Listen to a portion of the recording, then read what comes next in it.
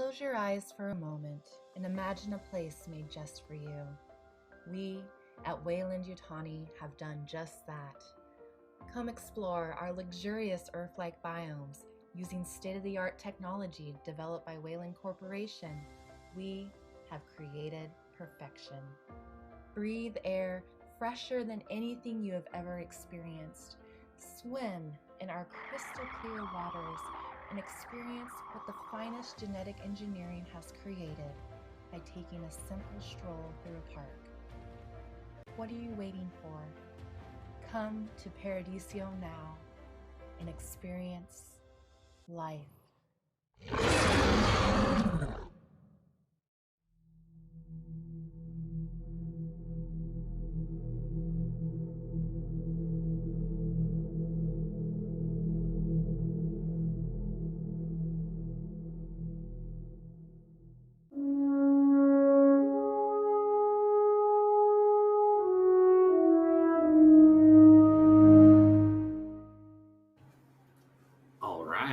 Hello, everyone.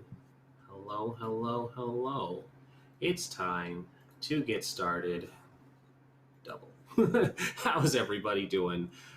It is time once again for Alien RPG Paradisio Lost. I have our wonderful cast here back again for another week of spooky alien suspense and apparently face huggers that don't go for the face. They go for other spots to try and get people. So watch out. We're going to go around the table and introduce everybody. Of course, starting with me, since I'm here. Hi, I'm Rindis. I am the storyteller, mother, the world and everything around it that is here to make these wonderful people suffer and die slow, painful, chest-bursty deaths. Or maybe survive. Who knows? We kind of left it ambiguous on the first episode where these people actually are. But we'll find out soon. Don't worry. So we will go counterclockwise with ArchivalDustBun, PaladinHulk, Mitch, and then up to Janny Potts for everybody else. Tell us who you are, who you'll be playing, and what your character's biggest fear is. Yeah, so that's me first. So I'm Anik, aka ArchivalDustBunny, most places on the internet. I'm playing Sarah, the pilot. We are both she/hers.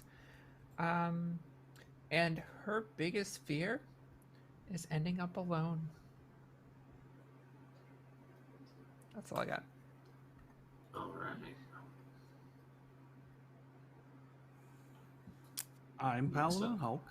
Hi, everybody. I'm Twitch moderator for Random Tuesday, Little Red Dot, and Postscripted. I'm playing Gerald, your administrator of sorts, I guess. I'm not married to the person in charge. I don't really have a job as such, but his biggest fear would be the heat death of the universe, because what could be bigger than that? But a non-joke answer would be to disappoint everybody, like he's doing right now. So, yay. Yeah, he's gonna have to sleep with that one tonight. How about Mitch? Yeah, hi. I am Mitch. You can find me at Mitchsbustillos on Twitter. And yeah, I am playing Juniper, and their greatest fear is dying without ever enjoying human intimacy.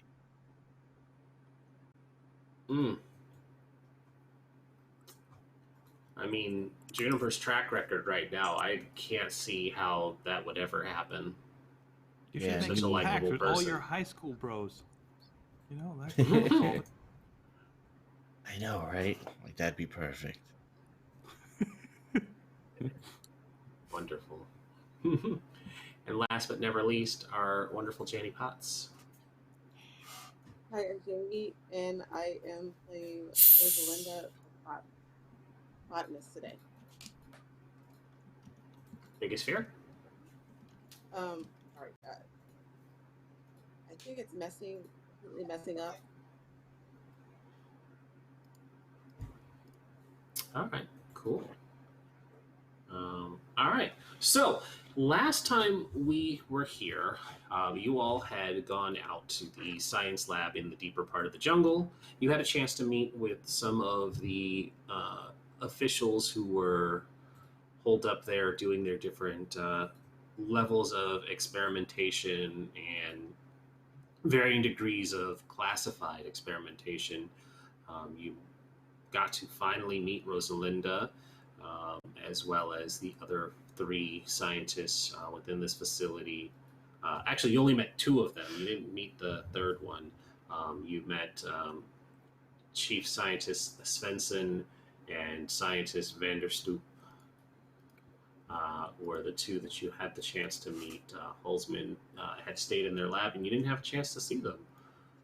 But from there, Vanderstoep had given you a task of collecting some samples to bring back for them to conduct their experiments. To be making their experiments, and after being given this list, you all had set out with your group, as well as 6 volunteers from the colony to help you all. Juniper had started to make friends with the 4 cultists, and I say cultists in quotes, but the religious fanatics that they had identified in the first episode by the names of Joseph Bosco and his 3 companions. And as time went on, you guys reached a cave where you would collect the first sample, and through some mishaps of setting up this bug net to smoke them out, a gap in the net was left open, and the swarm was alerted to your presence and has thus started to swarm, I suppose is the best word for it. I was trying to think of the word that when like the locusts just go around just destroying everything, but I think it is just to say Moist hugging. Moist hugging with their bitey bits. But these were not in fact locusts. These were closer to very, very hungry piranha-like tarantula hawk alien insectoids that kind of swarmed around Rosalinda and the others. Most of you made a hasty retreat from the area. One of you chose to continue doing their work on the net, and Sarah had bravely gone in the opposite direction of everybody towards Rosalinda to try and save her. And that is where we pick up now, to try and see where this goes if Rosalinda can't be rescued by Sarah's intervention. So at the top of the rewound order, Sarah, you have the first action.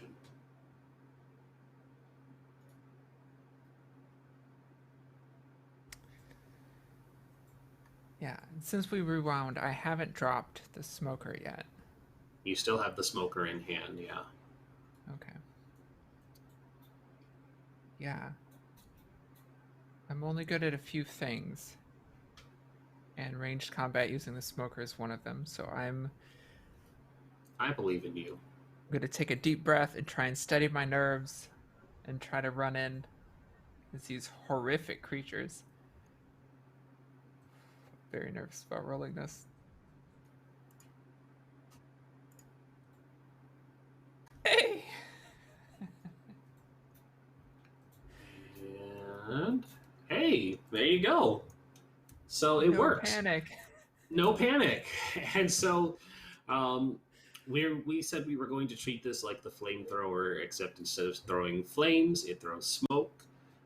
That has that effect of when you smoke bees or wasps, it incapacitates them long enough for you to be able to do whatever you need, which in this case is going to get Rosalinda rescued before that awful biting that would have removed their arm.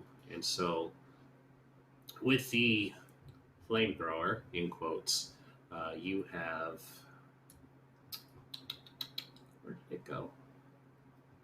That's close quarters. Flamethrower, flamethrower. Incinerator unit. Fire intensity 9, because remember, intensity 8 is what burns. Where was the damage on this guy?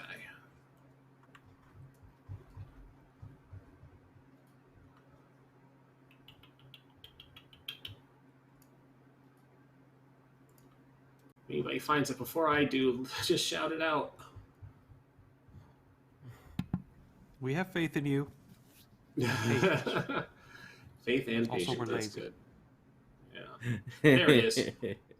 They squeezed it all the way at the bottom of one bar, so it was very hard to find. Okay. So you would roll. It's 2 damage, fire intensity 9. So it was with the intensity 9, you rolled the 9 damage, or the 9 dice, and each hit would be an additional spray. So it's going to do 2 off the bat, and then just go ahead and roll me 9d6, so we'll see where it leads. Okay. I also have 2 stunt points. That I think I know what I'm going to use them for, but I will roll this first. Let's see. Roll 9d6. Roll 20. Giveth and taketh away. In panic, at least, right? No, but the stunt points I'm going to use. Yeah, go for it. The first one is you pin down your enemy. They need to make an immediate panic roll. Oh, fun. Okay. Yeah, let's see here. So they make a panic roll. Do I just have a macro where I can make a panic roll? I'll just roll a d6, huh? We'll just see if I get a 1. Well, there you go. Okay. So then I'll roll on the panic table. They don't have any stress, so... Oh, I guess it's not going to do anything for them then. Yeah, I was gonna say, it's like this would have been better if I had any stress for them to use, but I wonder if is there a chart for them having a panic roll? These are the questions. They could. Yeah, it's kind of different from like the xenomorphs, because the xenomorphs aren't afraid of nothing. But I wonder if... Right, but even them, if they're on fire, they're going to be like, this is bad. That's true. You do see them do that in the second movie. They freak the fuck out and run.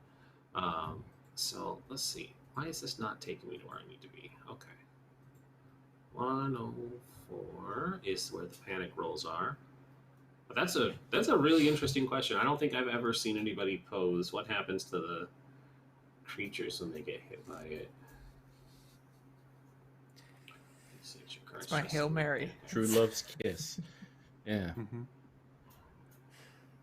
Maybe they're just like sweet, innocent babies who have never felt stress before, and now that they do, death. Now that they do. Okay, NPCs in panic. Stress levels are only tracked for PCs, never for NPCs, and NPCs never make panic rolls. Well, that is silly. Instead, NPCs panic when the GM deems it appropriate.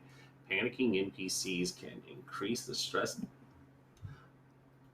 Why is that a stunt for you, then? That seems... Yeah. Well, to nudge you into thinking it's appropriate. to really encourage PvP. Okay, here's what we're going to do. I'm going to go ahead and roll it anyways, because it says I can make them panic when I feel it's appropriate, and I feel it's appropriate. So what I'm going to do is I'm going to roll a d20, because this chart goes up to 15 plus. So I'm going to just say, we'll see where it takes us. Yay. 7, which is the bare minimum of what you could get. Okay. Of all friendly PCs in short range increases by 1. All right, so I'm going to go ahead and take that and run with it, because improvisation, this is what I do. So you hit them with this smoker, and you spray it down all over Rosalinda as they're swarming over her and biting. And Rosalinda is still getting, these minor bits and nicks as they're biting down and cutting into her clothing and her skin, but they have not gotten into the arm like they had last week because that scene didn't exist anymore. But they're still biting. She's still taking minor superficial cuts and scrapes from all of this. But as the smoke hits them, they make this high-pitched chittering sound that sounds like they're signaling a retreat for them and their colony, and they do lift off of her. What few were unfortunate to take the direct hit from the smoker fall to the ground and are legs up, twitching, desperately trying to keep their consciousness, but they're just completely stunned. And Rosalinda, you see that you are no longer surrounded by this swarm. Can I run So for my... Sorry. Oh, you had a question? Yeah, I said, can I just run for the truck? Yeah. Sarah, what were you going to try and do? Second stump point. Opponent is pushed back. There you go. The smoke is driving them not only back from Rosalinda, but they are retreating to the safest place they know, back into the cave, which means they're going to start swarming around Juniper to try and get through the net and get stuck. But they're panicking, so Juniper's not actually in any real danger, but they're going to just be swarming around them trying to get through this net. Rosalinda, you break into a sprint towards the truck. Gerald, are we still hiding in the truck? Of course. Head down. I've got my face in my handkerchief going all... Right. And keeps hyperventilating. And Juniper, what are we doing when we see that the swarm is desperately buzzing its way towards you? Oh, I mean, is the net secure? Will this cause stress to the net? Is everything as it should be, or is you spent the time? You spent the time getting the net secure, and now these insects have basically collided with the net for the desired effect of trapping them long enough to be sprayed down with the smoker when you wanted them to be on the other side. So they are stuck and trying to get into this cave, and they have a singular focus of getting into this cave, but they can't. So they're not bothering you, they're just trying to get away from the smoke. All right, I'll let them pass.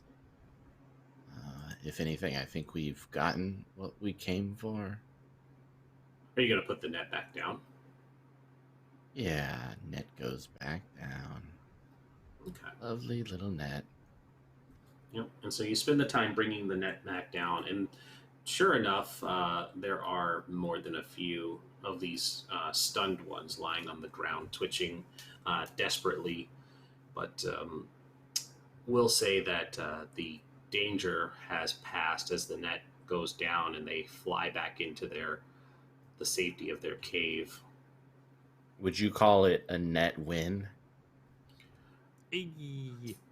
From where it was last week, yes. Yeah. Yep. And so there's a moment for Juniper and Sarah to breathe a sigh of relief as the panic kind of winds down and this net is folded up. There are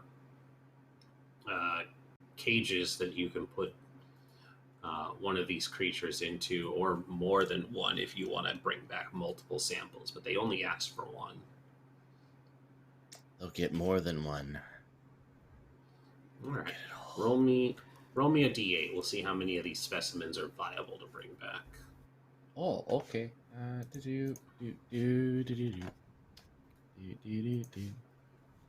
Phenomena.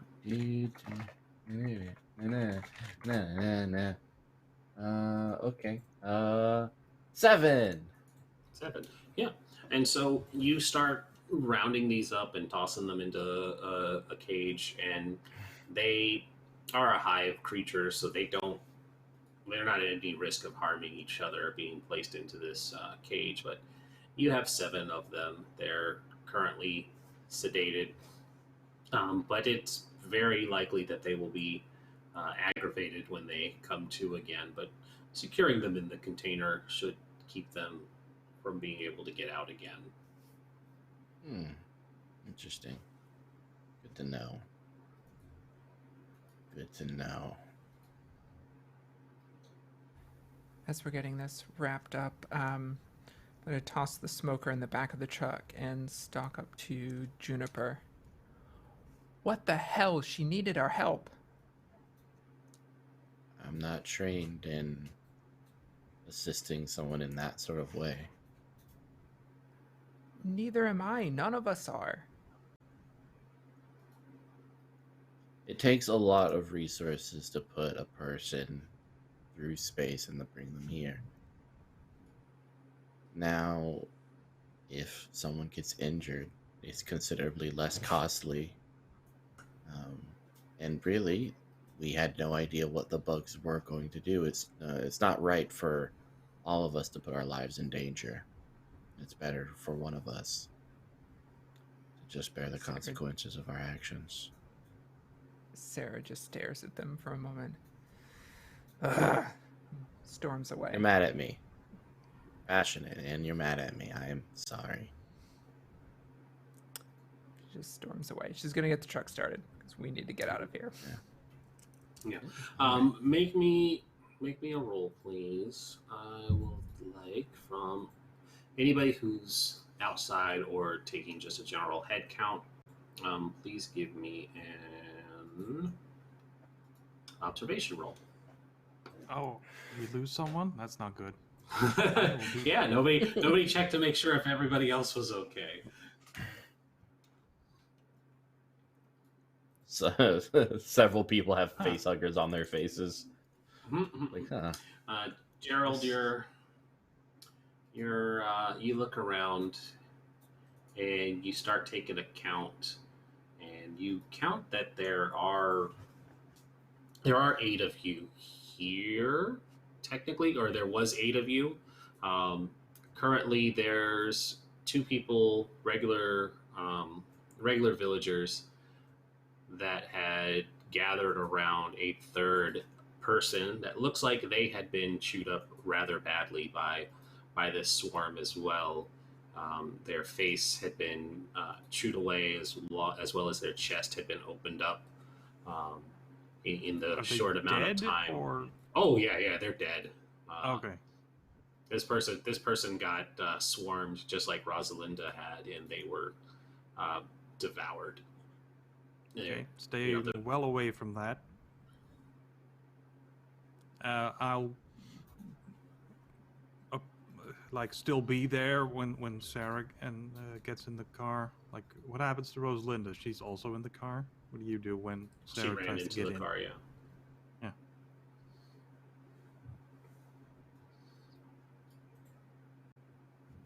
Janie.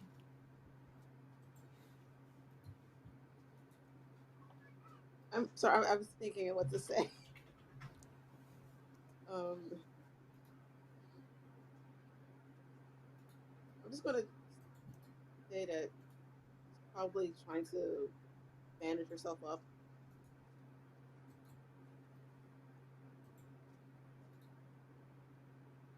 Okay, I'll hand you some bandages. I probably have something, but I'll know where the med kit is. That's how it works. Mm-hmm. We probably brought one. I'll hand you the med kit, and I'll leave you to it.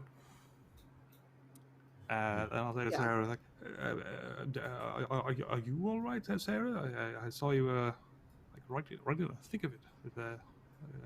It looked scary.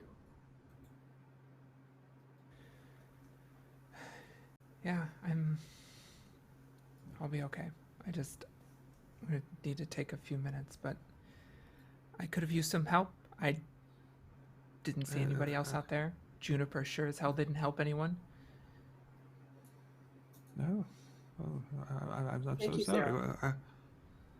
I'm definitely going to make a note of it in the report that you did very well, heroics and all.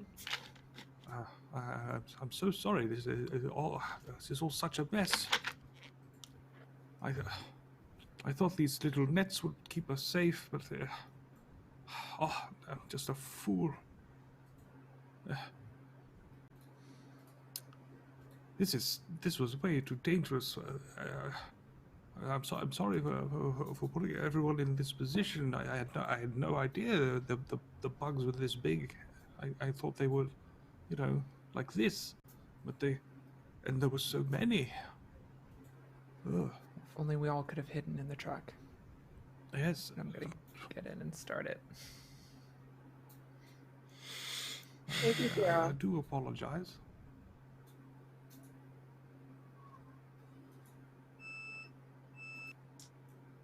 Well, this is going to be a lovely ride back.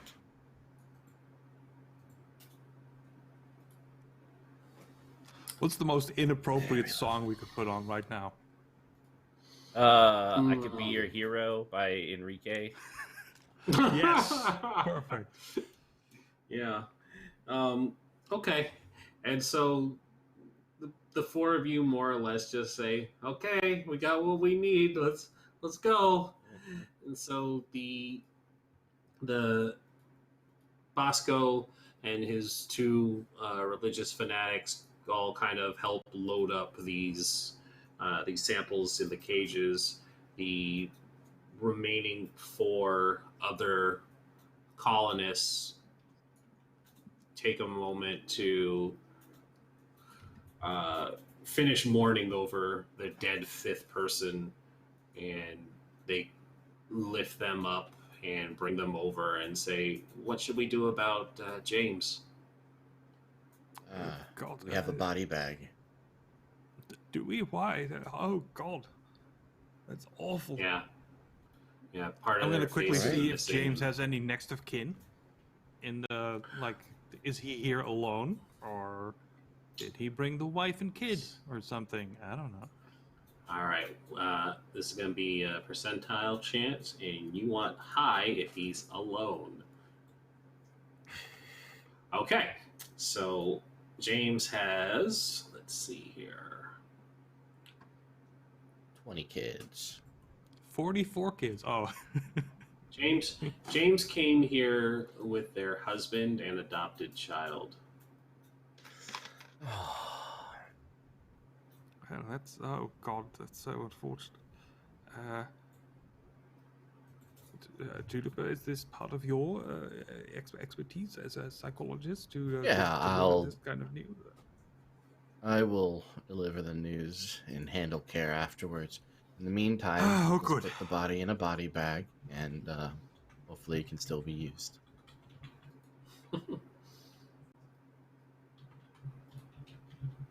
This is just awful. And Welcome to Paradiso.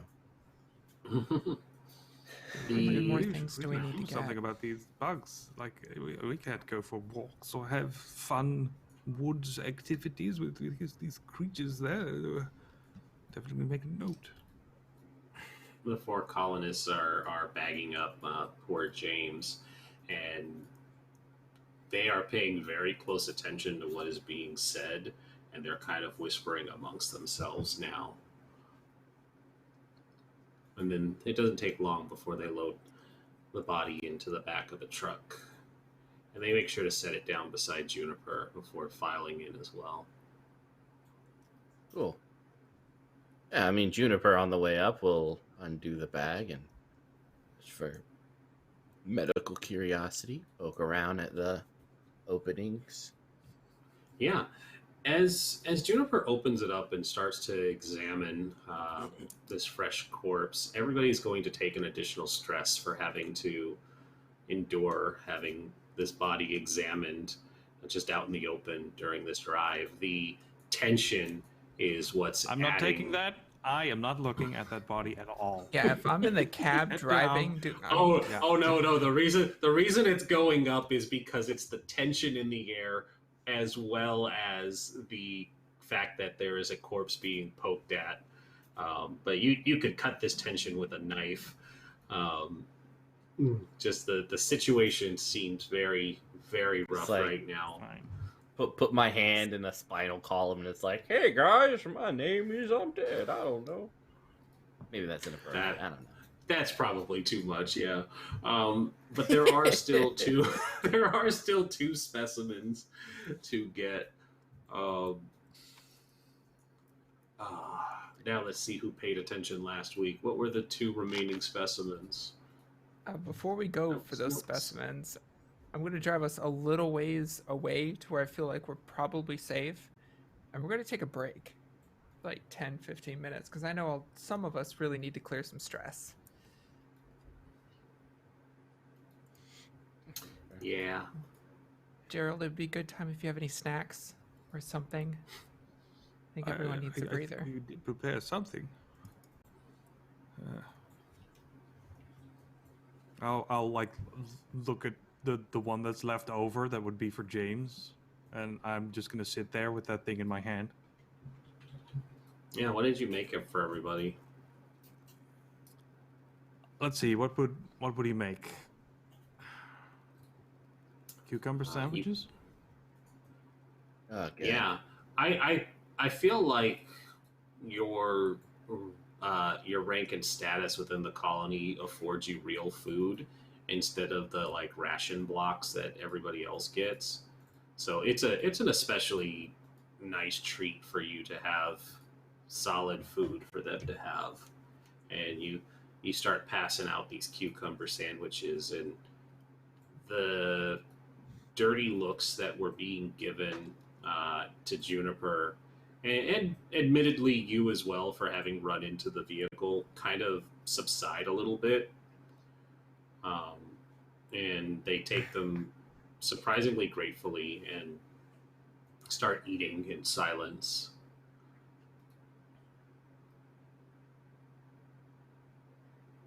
Yeah, I think with my calming presence talent, I'd like to run everyone through kind of just Hold up, you have what talent? Calming presence. I wasn't gonna say it. What? I'm glad you said so. I was just gonna let it happen. I didn't want to question. No. Okay. That Yeah, my let's hear it. Yeah. Okay.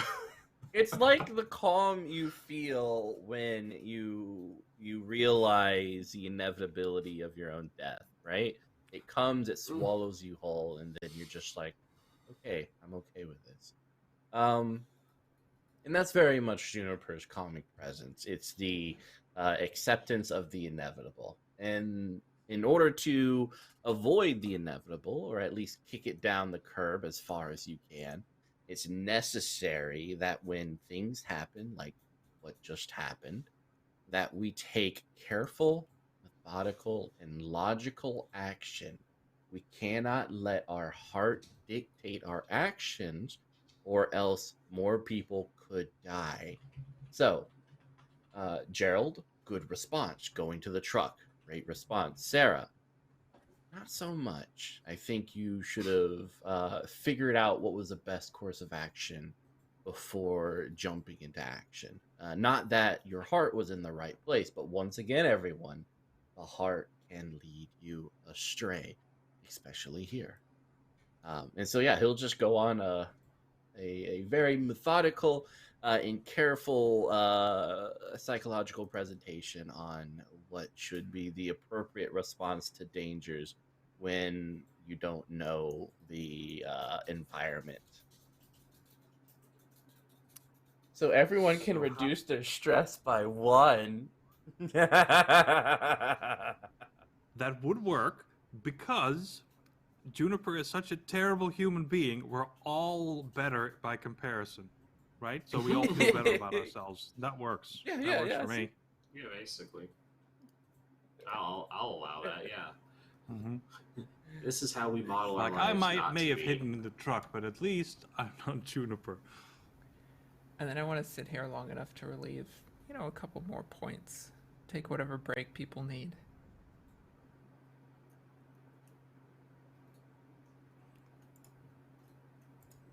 Yeah. So, anybody else want to have a conversation between each During other that or speech, with any of I'll, the colonists?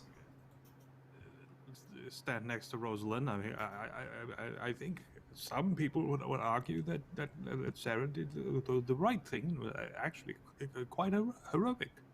So We're not talking about the right thing, though.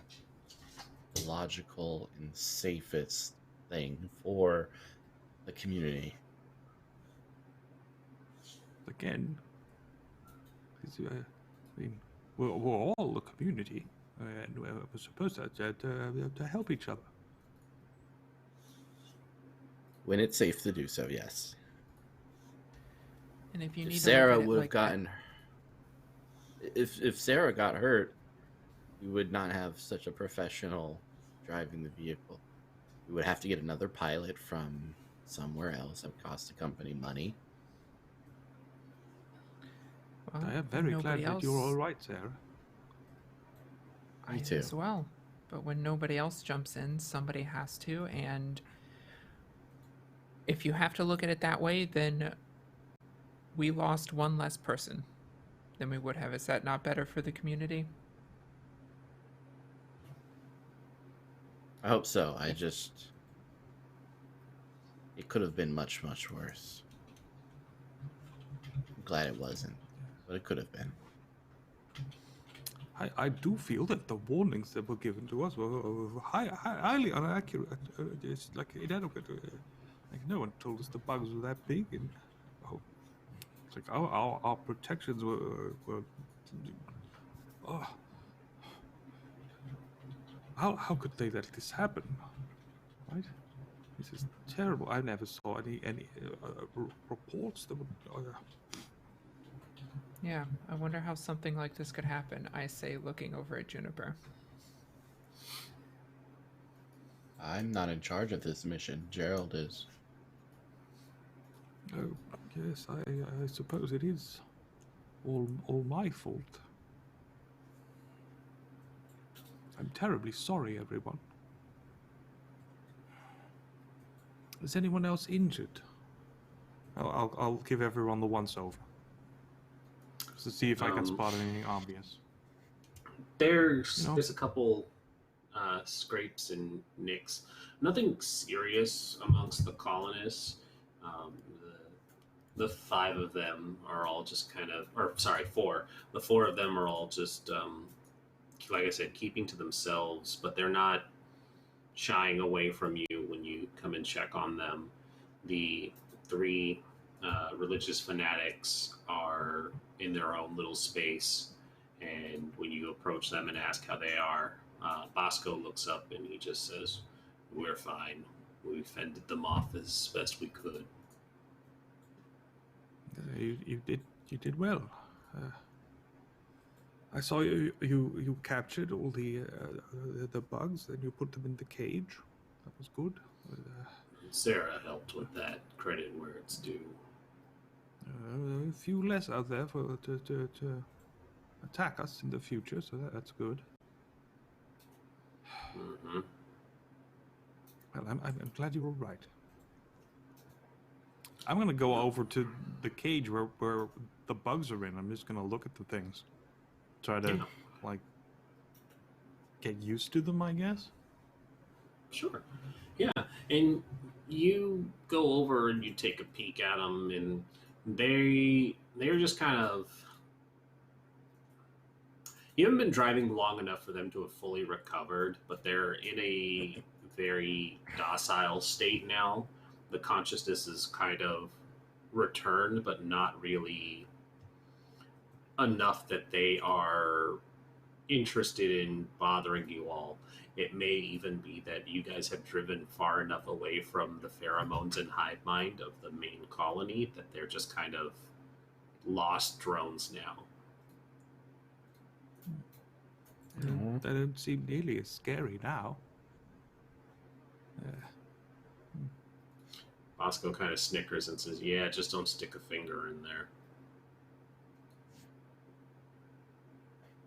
I'm gonna consider putting like some of the sandwich in there, and then not, because why?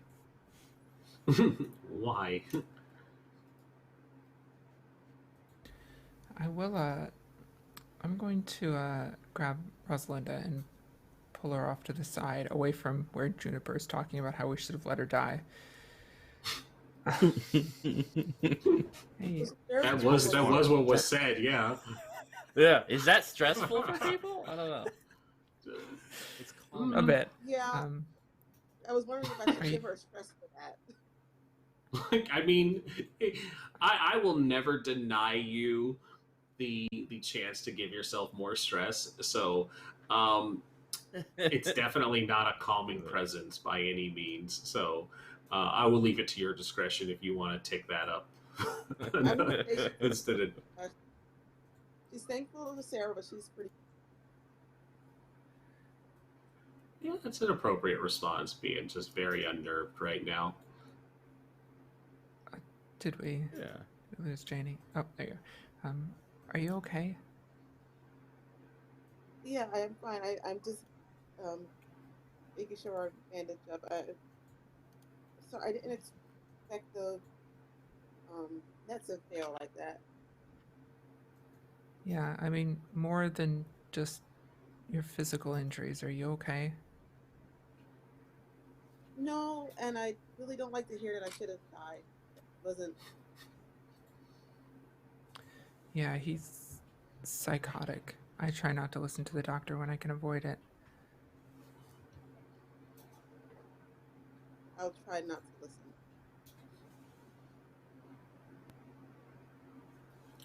He's a doctor. Course of action. If you need anything, just let me know. Yeah, thank you. Thanks for saving me from the bugs. She's going to offer one of the plants to you. I'm not very good with plants. It might be better if you keep it. I appreciate it though. Okay, I'll take care of it for you. Thanks. I kind of awkwardly walk away.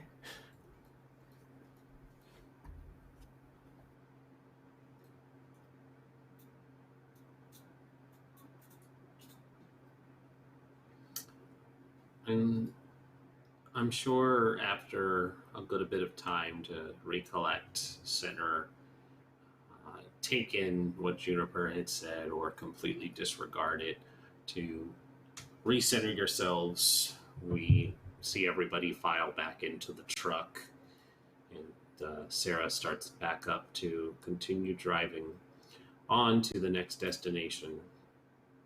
And I had posed the question earlier. Did anybody take down the notes of what the other two specimens are supposed to be?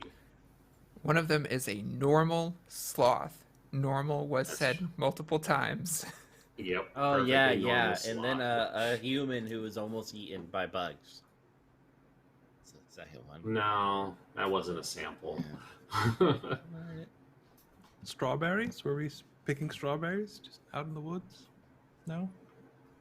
I don't remember. Chocolate covered Do strawberries. you want to grab some of the fauna out here? The flora and fauna are all very nice. But yes, it was a perfectly normal sloth. Was one of them. Somebody had released a family of sloths into the wild. So we'll focus on that for now.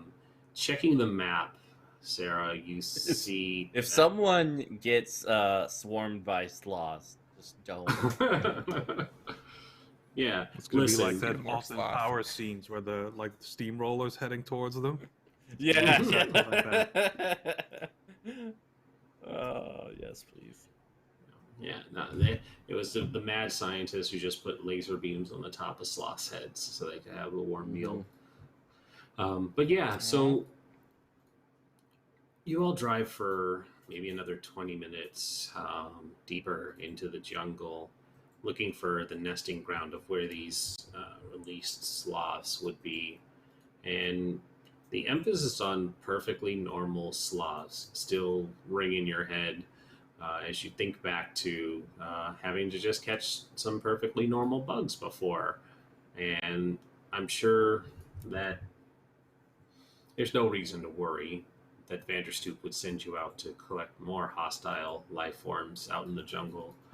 But as you get closer, you do see that in the road, in quotes, because everything's basically just dirt trails, that one of the trees has been knocked over and collapsed onto the road.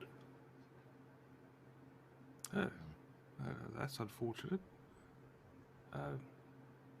Now what? Do we remove the tree, or can we go around? Yeah, opening the window. Somebody's gonna have to go out and clear it.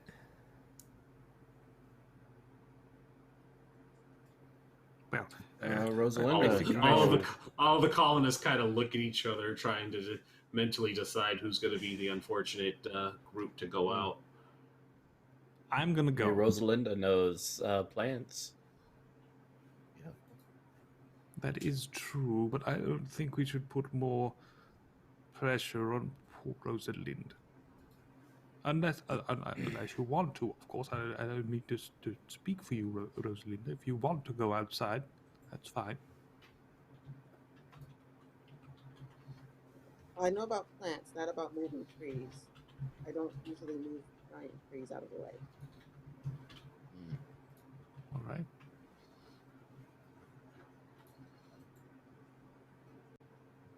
Well, I'm not going to be able to move this huge tree all by myself, so... As the quote-unquote team leader, are you going to assign anybody to help you? If actually nobody's stepping up, then I'll say... No one's speaking up at this point. Well, I must say I'm terribly disappointed in everyone. You know, here I am... it's just a tree, and what if more dangerous things pop up? You know, we've got to be safe. Richard finally Stick just together. goes, fine. You don't need to guilt trip him. I'll go out there and help you. At least somebody will step up. And he kind of says in the direction of the back cab where the colonists all kind of look to the side. And he pops down his aviator shades and he says, well, come on, let's go. All right. And the two of you step out and walk the probably 10 or so feet to where this tree had fallen over. And it's a fairly large tree. The jungle hasn't been preyed upon by Wailing Yutani too much yet, so it's had the freedom to grow unharassed by human hands or up until this point by nature itself. And make an observation roll for me, please. Ooh, good at those.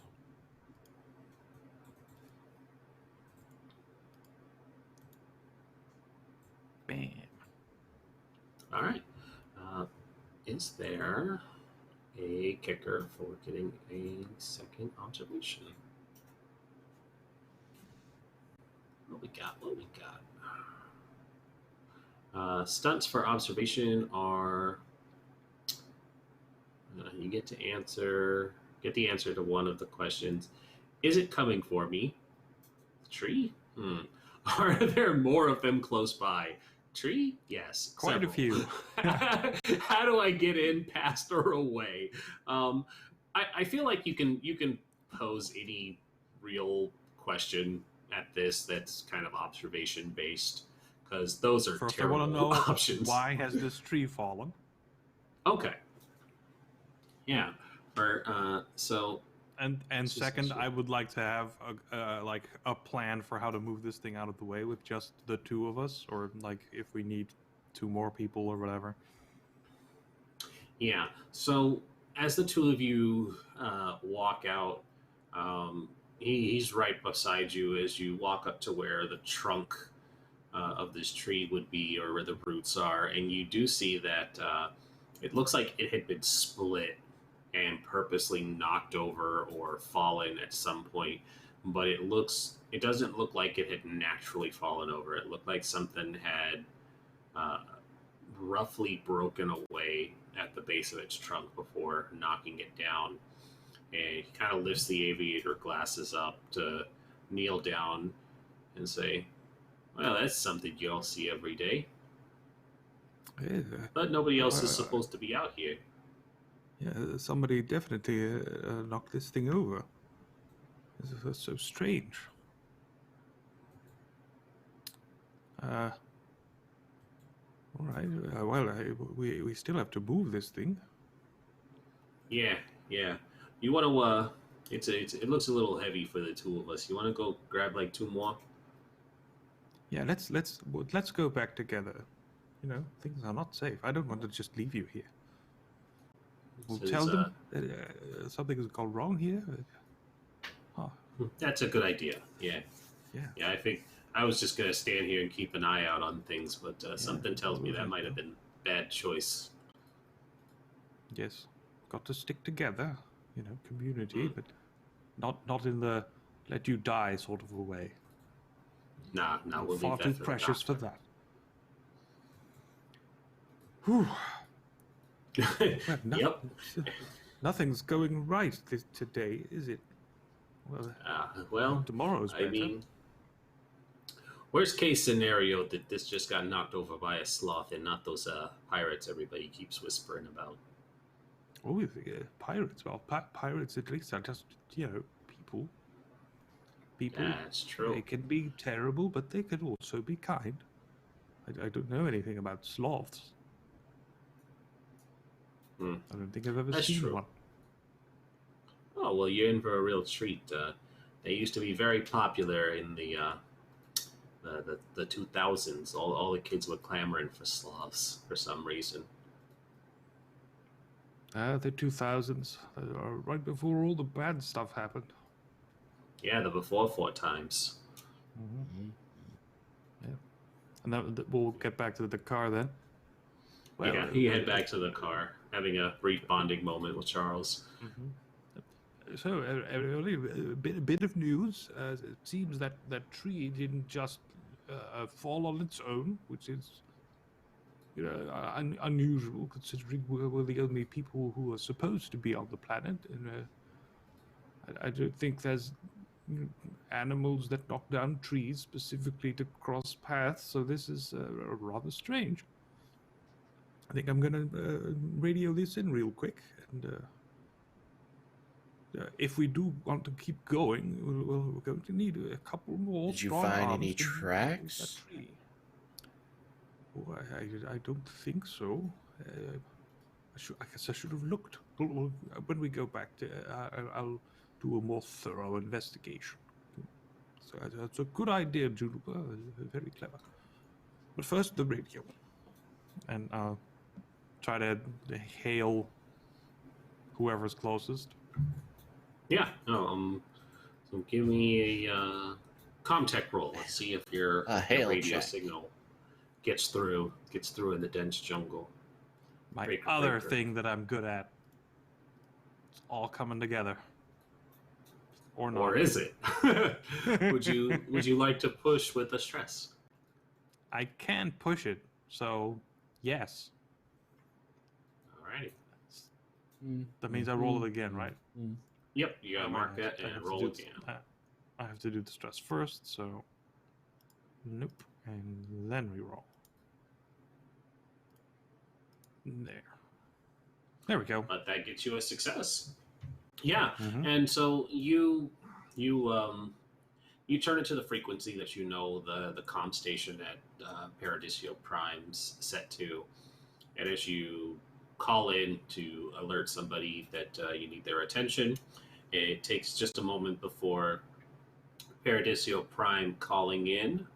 Mr. Atwell, what is your request? Hello. So we're out here in the woods, and everything is not going smoothly. But we'll talk about that when we get back. But we saw the strangest thing. There's a tree blocking our path, and it appears to have been pushed over by someone. It didn't naturally fall, as far as we can tell. So, is there any other people around, or the pirate activity? It's rather strange, very disconcerting. Pirate activity. I don't know. Someone pushed this tree over. Did it look man-made, sir? The tree? No, someone pushed it over.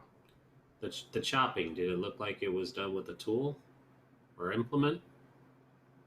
I spaced on how it was knocked over. It did not look like it was cut with tools. I'll describe it in exact detail. Yeah. So my hypothesis about how it was done. You conveyed to them that it looked like it had been crudely hacked, either with claws or snapped when it was bent to a point and broke. But it looks like it had been cut down, but not with tools. Fine tools, such as provided by Weyland-Yutani. Because I don't think I'm going to consider claws. What the heck? Why? That's weird. It was purposely cut with crude tools. There we go. Not the fine implements Weyland-Yutani provides for its colonists. Yes. And you zero that in, it says, well, there have been reports of wildlife being considerably hostile. You guys were out there collecting samples, so I would say just be very alert and try not to get eaten. Yes. As far as the pirates go, there have been unconfirmed rumors that not too far from Paradisio there might be some pirates, but we're supposed to have USMC cover from Morbid, so I can't see how anybody would be getting in here. Maybe they found a way. Well, at least now you know. And I'll pass the word along to the marshal. Yes, thank you, and I guess we'll get back to it. Have a lovely day. Yeah, stay safe. Well, that's sorted. Let's move that tree and do a little more research, everyone. See if we can snatch these crude tool-using pirates. Or at least point them out to the UMC. And so we're gonna pick a couple more people to go lift this up. Are you gonna ask Bosco's I'm gonna people? Pick everyone. Everyone. Yeah, everyone except Sarah and Rosalinda. You can stay in the car. It's fine. I'm definitely not going to make Rosalinda go out there, and keeping Sarah in the car in case of stuff. That seems smart too. Alrighty. Well, that being said, as you all come out, there's more than enough of you to grab some space on this tree trunk, and I'm not going to make a roll. Everybody else can do the heavy lifting. I'm going to look at the tracks, like Juniper suggested, because that was a good idea. Good idea. Heavy lifting. Yeah. Juniper, are you going to help lift with the others, or are you going to also delegate work? I will help lift with the others. This is a good team building exercise. Certainly. All right. I'm not going to ask for a lifting roll because there's just more than enough of you. You can hoist this tree up and at least drag it out of the way. But please give me another observation roll, Gerald. When you go check for tracks. Let's see what we see. There we go.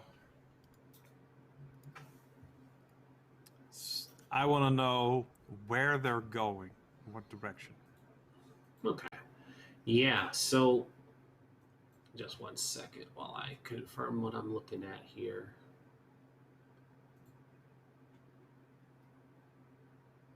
Is it Bigfoot? Bigfoot did this. Nah, it ain't a Bigfoot. I don't think that's right, whatever it's trying to show me. I'm looking for what sloth tracks look like. Oh, I It's think like, it looks like dragging a body. yeah, it looks like dragging a body. That would have been the case if he had left Charles behind, but he. So what you end up seeing are not boot or footprints, but it does look like the long gated stride of a mammalian creature. There we go. Okay, so um, it has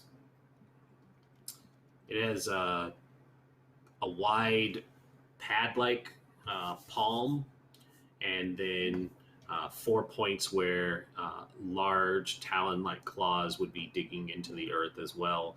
But these strides are incredibly large. It looks like much larger than a human's gait would be able to manage step for step. But they do go up to the tree where the base trunk had been, and examining it a little more closely, you do see more of these marks of where a crude implement would have chopped at the tree trunk to knock it over. And then it kind of seems to have wandered into the deeper brush. And as you're examining this deeper brush, you do finally notice that there's some movement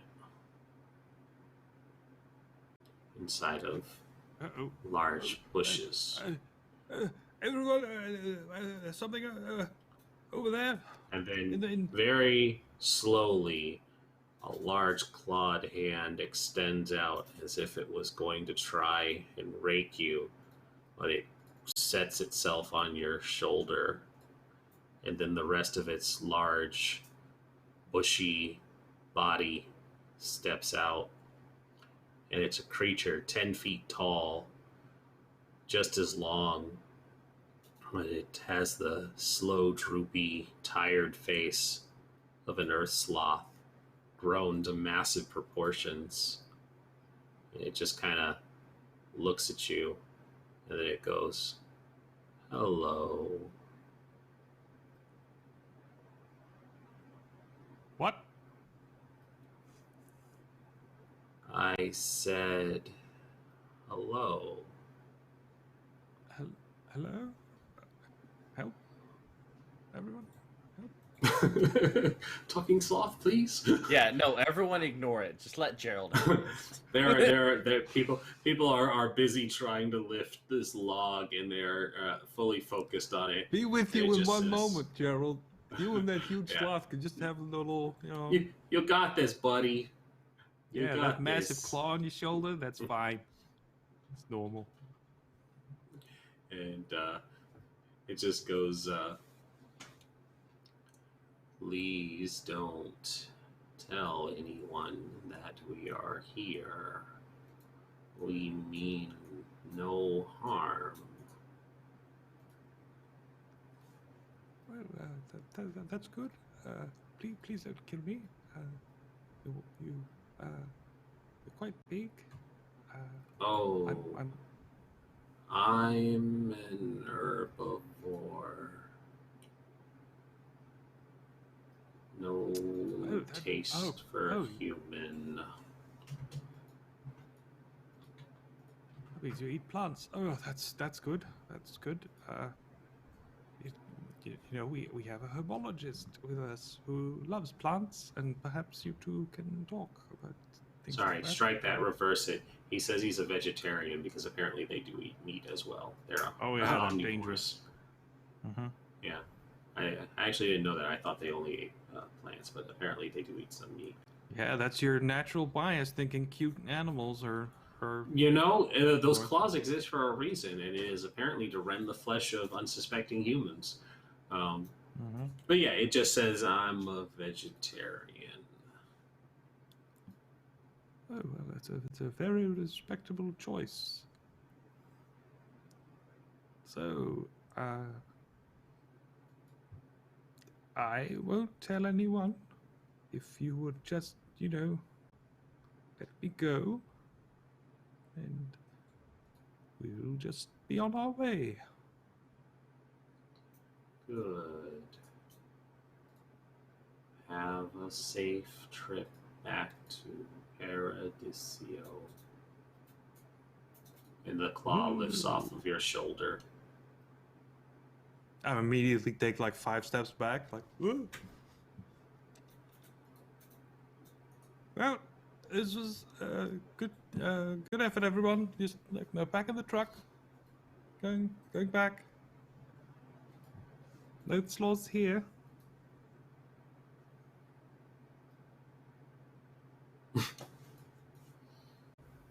As everyone piles in the back, You can put that tree back. Just no one ever go here ever again. No one ever again. As everyone piles in the back, I'll open up the window in the cab. Gerald, do we need to talk about that? Did I eat some poisoned berries or something? Did everyone see that? Yeah. That was a giant sloth. I considered ramming it with the truck, but it let you go. Yeah, the two of you who stayed behind had a very clear view of what was going on. The others were distracted with the tree. It told me that it was a vegetarian, which was nice, but it also had a massive claw on my shoulder, so that's fine. And it told me that to spoke to you. Oh yes, hence my question about poison berries or something. And it told me that I should tell no one that they were here. So yes, I think this was going to be redacted from the official report. Hope Understood. I can count on everyone's, discretion. Yeah, I shut the window back. This is above my pay grade. I'm just the pilot. Oh, I'm just telling everyone to not talk. They all saw. I'm not going to pretend in front of them, but Juniper didn't see. They were lifting a tree. Yeah, it didn't happen. You're crazy. But the three of you, you know what happened. And I'll go to Juniper and like, do I seem like I'm under the influence of things? Like, are my pupils dilated or something? Well, honestly, I believe because of your, you might be struggling with some guilt of having almost killed Rosalinda. I think her name is Rosalinda. Yeah. But, what did I say? I don't know. I forget. Well, it's guilt. Well, that's good. Yeah. That means So I'll prescribe you something when we get back, and it'll help you sleep a little bit better. Maybe within a week or two, should be back to normal. All right. Well, that's that's good. All right. Probably nothing then. Right, but we're not going to go ahead. We're not going to go past this tree. No sloths. None to be found. Oh well. I think we've had enough excitement indeed. for one day.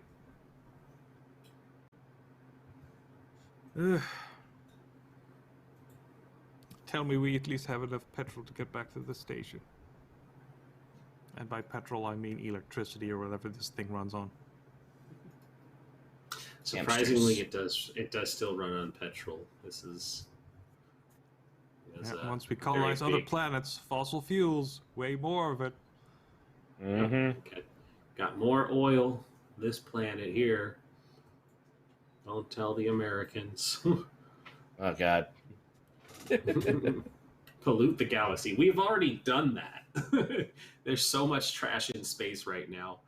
They said there are like thousands of tons of trash that we left on the moon from the various missions. Just we're terrible. Makes sense. We're awful.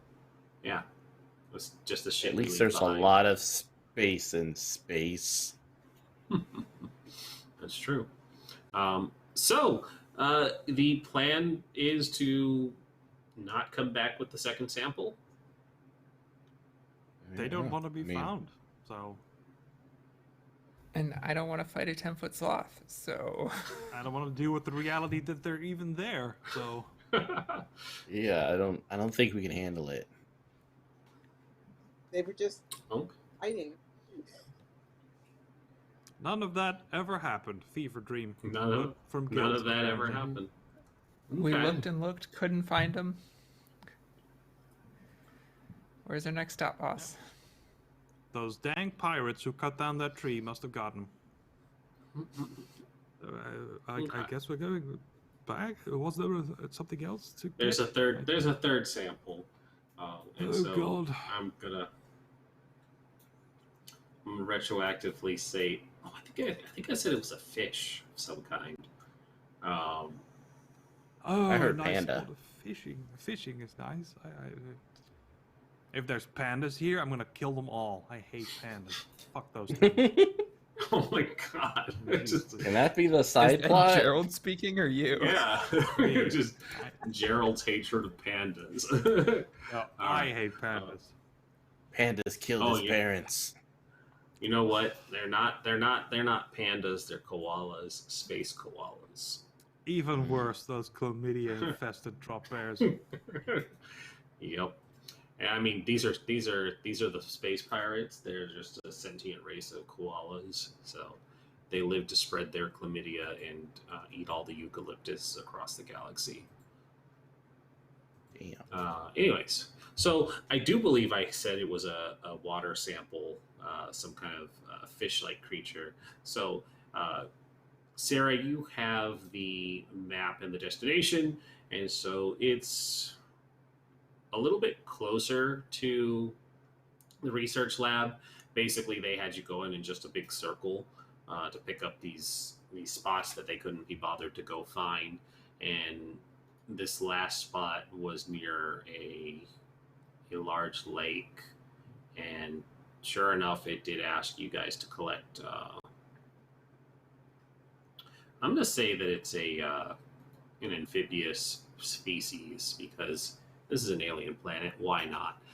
It's an amphibious kind of fish that can get out of the water and go onto land. It has like a pair of legs as well as its flippers and tail fin. And the image they gave you is it looks like an anglerfish with frog legs. And so as you guys bring the vehicle closer, So one set of legs, yeah, not four. So 2 legs. 2 legs. Okay. Yep, And is that you can including get the up. teeth? It does have the anglerfish teeth, but it has the hind legs of a frog. Yeah, it's not a good amphibian, but it can manage on its little like lizard legs. Are these giant too? No, surprisingly, as you all get out, you can see that there are a number of them that are just kind of dwelling on the shore. And when they see the truck approach, they look at the approaching vehicle with the same curiosity that a species that has never encountered the horrors of humanity do, with absolute trust and awe at the size of this vehicle. And so they just kind of continue moving around the way bipedal lizards would, where they just kind of lift their oversized head up and their body, they get up onto the 2 legs, and they just kind of start floppy sprinting around back and forth around each other in curiosity at what is approaching. I thought this would be more of a fishing trip. Seems it's more of a just scooping them up, or more another net situation. I don't know. Is anyone good with fishing or whatever this is? Anyone Never have been experience? You do know how to prepare fish, so you're one step ahead of the rest of us, I think, Juniper. Yeah. Not So really. why though. don't you take lead on this? Fishing. Okay. Sure. Go. You got this. And I try believe in to you. fish. Yeah, fishy. What should I roll for? Yeah. What are you doing? So like, what's the yeah, plan? tell us what the plan is. Yeah, I don't. Oh man. Is this fish like a carnivore or what we work? They have these large anglerfish mouths. So when the group of them, there's probably about 8 or 9 of them. When they see you, they turn and look at you with these big glassy eyes, and then their mouths open up wide, and you just see these rows of razor sharp teeth as they just kind of stare at you pork style, or it's just that kind of, and they're unsure of what they want to do, but they're just kind of staring at you. All right. Well, I think we have the materials we need. So I'm gonna go back to the body. Oh no. Get out knife and whittle myself a fishing gear. Out of a corpse? Mm-hmm. Like we have a perfectly good fishing pole in the back, and you're just like, I'm gonna Do we? make my own out of corpses. Why not? Wait, do we have a fishing pole? So this is very theater of the mind, and you guys were sent out to collect these samples. So it's safe to assume that you guys were given what was needed. But Okay. if Juniper wants to mutilate this corpse in front of several settlers, we can go down that road for sure. No, he's fine. Like, it wasn't. He just, yeah. So I think he'll go towards the corpse. Thought. Yeah, he'll go towards the corpse and then remember that there's actually fishing gear, and he'll pick it up and awkwardly hold it and head towards a place to get a good line in. I feel like here fishy would have worked just as well, but all right. Yeah. Here fishy. Yeah, so we'll treat this, if you're just going to use the line while they're just standing on the beach shore. What are you using? Do we have? Does it come with bait?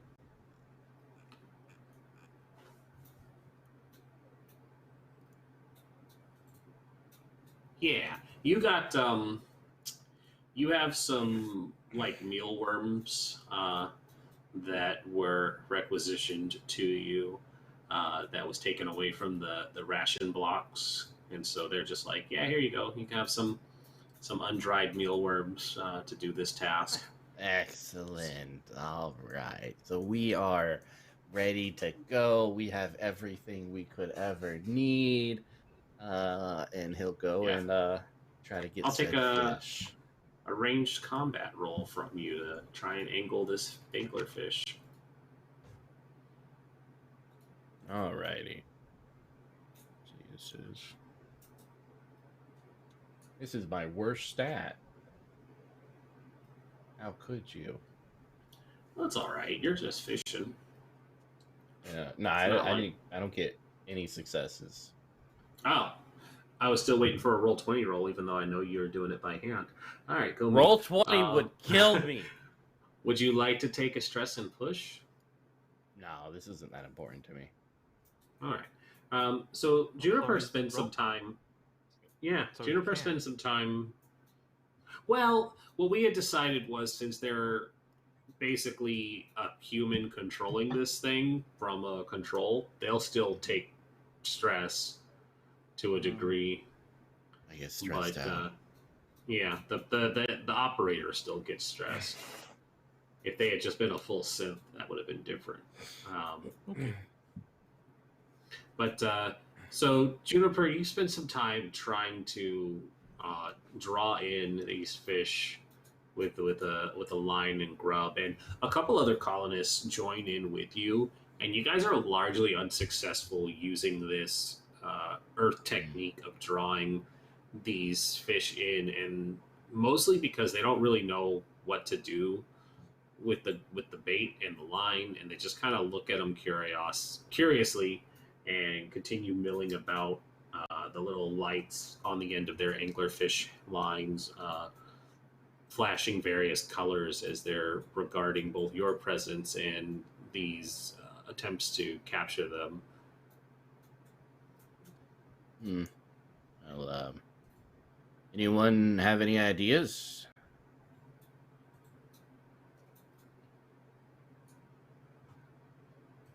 Can we put bait in a trap and hold it up with a string and drop it when they walk in? Not a trap, the container, but the thing that we're keeping them in. A net, which we do have. You do have nets, yeah. Good idea, Rosalinda. You know, Juniper, I've heard stories a long time ago. They used to fish by holding the bait in their hand and grabbing the inside of their mouth. You could give that a try. What? No, that sounds way too dangerous. It is true, though, that what Sarah said, that did happen. Yeah, I mean, people used to not treat mental health issues and saw it more so as demonic possession. Just because something was done in the past doesn't mean we should do it today.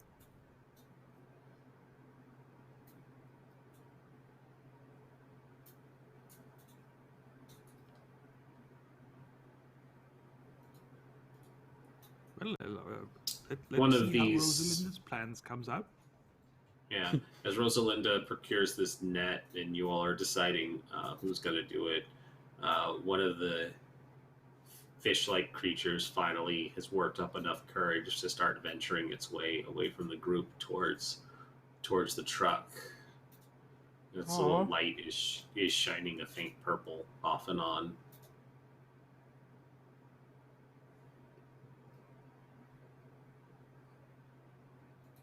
I'm backing away. That's probably best, yeah.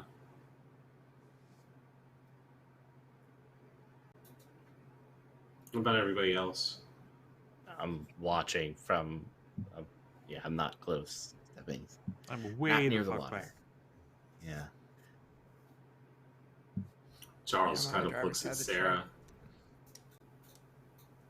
Are we afraid of fish and sloths now? After the bugs today,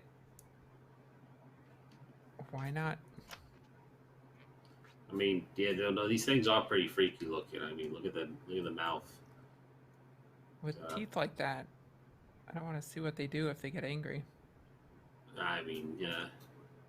All right, and so he's gonna take the net, kind of having seen that nobody else is gonna go forward, and with the net in hand, he walks up to this lone anglerfish. He just says, "Hey, getting up close, these things are actually kind of cute in a weird, freaky sort of way. It reminds me of my ex-wife."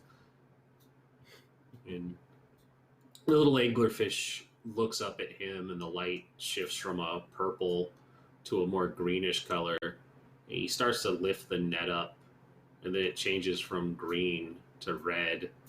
And he hasn't thrown the net over the creature yet.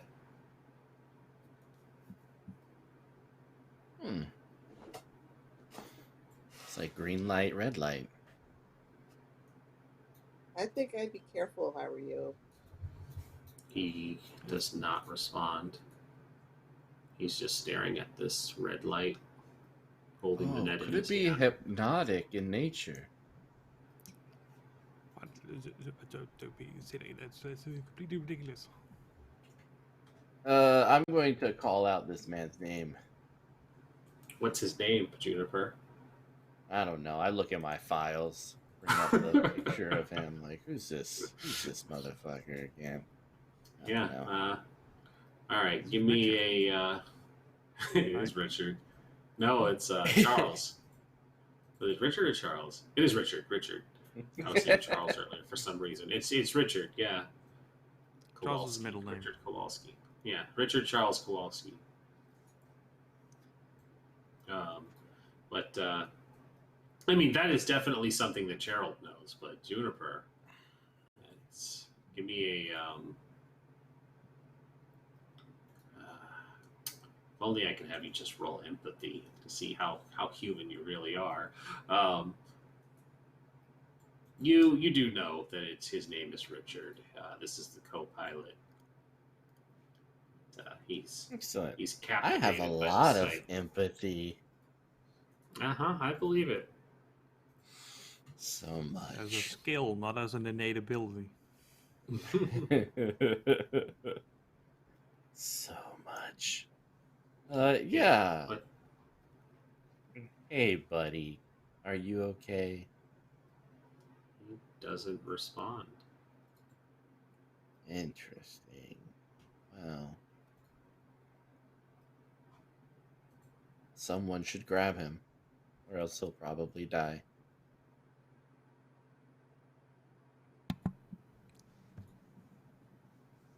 This is my moment. So, two things can happen. I can go and save him, or as I realize this and work up the courage, someone else does it. Which would we like?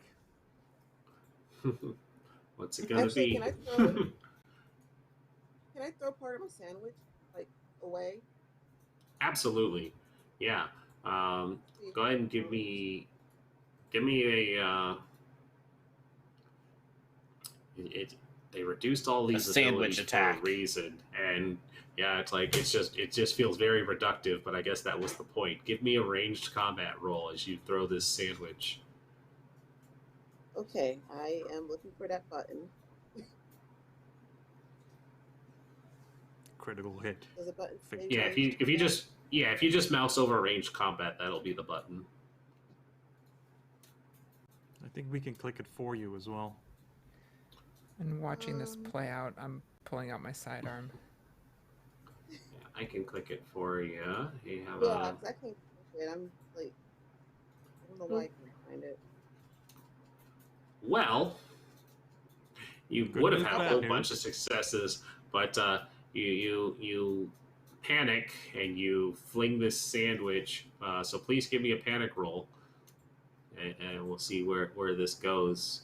What happens with this sandwich? A 7. That's not too bad. That's the one that makes everybody else get stressed. So you have this sandwich in hand and you get ready to throw it, and then you just have flashbacks of the swarm of insects. And maybe it doesn't help that the cage rattles right before you do it, and you freeze up. And as you give this nervous tremble, everybody else around you also just feels this sense of dread as and everybody's stress level goes up by 1. As you watch that, now as Juniper calls out for Richard, I keep wanting to say Charles, and I know that's wrong. As you call out for Richard, the other anglerfish-like aliens all kind of turn towards the truck as well, and the various colored lights that they had all turn that same red color, and they start to walk towards him. I'm gonna run towards him. Like at the moment that they all turn, then I'll move in to go. Yeah. Get I'll fire my gun Charles. into the air. Okay. Yeah, so Gerald's going to run for him, and please give me a manipulation roll because you're using this to startle them, I'm assuming, correct? Oh, her. Yeah. Okay. Yeah. She's Me? trying to startle them. Yeah, give me a manipulation roll. Oh, I'm great at these. I will give you a 2 bonus because you're using the gun. Guns are intimidating even to things that have never seen them before because it's loud. Everyone knows the innate horror of a gun except Americans. Yeah. Thank you, Roll20. Thank you, Roll20. Even with the bonus, would you like to push? I'm going to push myself. All right. I believe in you. I set you up for success. This should work. Nope. Please give me a panic roll. Do you shoot him in the back? Oh god. 4. Keep my cool. Keeping it together. Yeah. You go to draw the gun, and it's the same thing. It's just the situation is very tense, and you lift it up and you get ready to squeeze, and then you see Gerald book it out of the truck towards Richard. And Gerald, what do you do to try and grab Richard before it's too late? The plan is to just run up, grab the back of him, and just like drag him out of there. All right. So please give me a mobility roll. See if you can reach them before they do. Yes. Yeah. All right. And so what this looks like is as you run up, you grab him by the back and you pull him away just in time for the one that was nearest to him. He had started to like reach out with his hand like he was going to try and pick it up. And it's like large jaws snap shut and the red light goes to like a startled yellow and it looks at you and then all the other ones turn yellow and you've tugged him back enough for him to snap out of it. And he looks and he goes, ah, shit. And he says, run. And he grabs his gun and starts to run with you. Aw. The two of you start running for this vehicle. And do you jump inside? Do you wait for any reason? I think someone else will have gotten in like the passenger seat. So I'm gonna hop in the back. I don't know what everyone else is doing, but We're going what back. is everyone else Yeah. doing? How does the crowd Yeah. react to this? Nobody else had really gotten out of the vehicle, so everybody had been watching from the truck. I thought they were all standing there because they've been trying. They to were fish. all watching. Nobody wanted to. Nobody. Or yeah, that's right. They were trying to fish as well with Juniper. Everybody booked it at the same time when they saw what happened. I think following more or less Juniper's lead of backing up when things looked weird. You guys had kind of reconvened at the truck going, well, the fishing isn't working. So everybody jumps into this truck because these creatures are still fish at the end of the day, and they're not very big. So they're like frog jumping at the truck, but they're not able to clear it to get inside and be any danger. But you keep hearing the impact thuds of them colliding with this vehicle trying to get at you.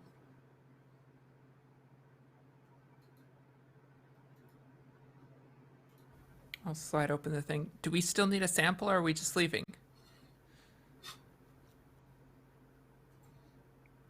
I say to Gerald. Yeah, I don't know what his headspace would be right now.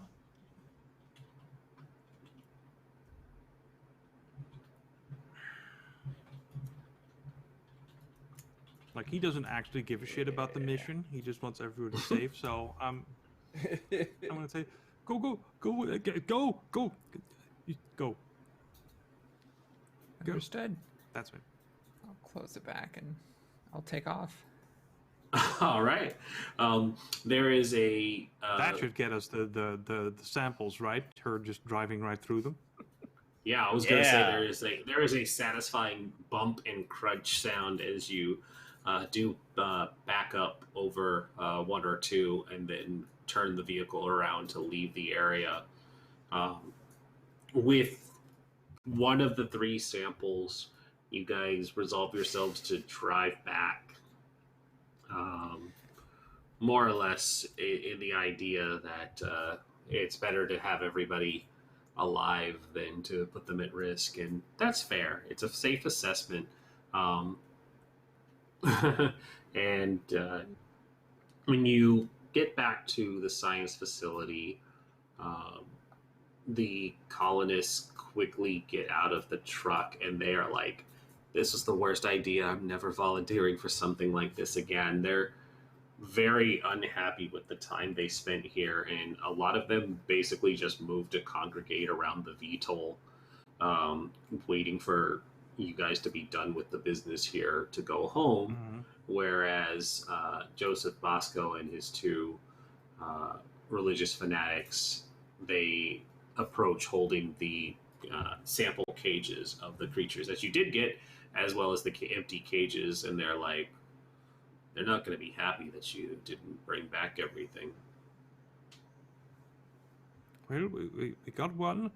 There are no sloths, and as for those weird fish, I don't know.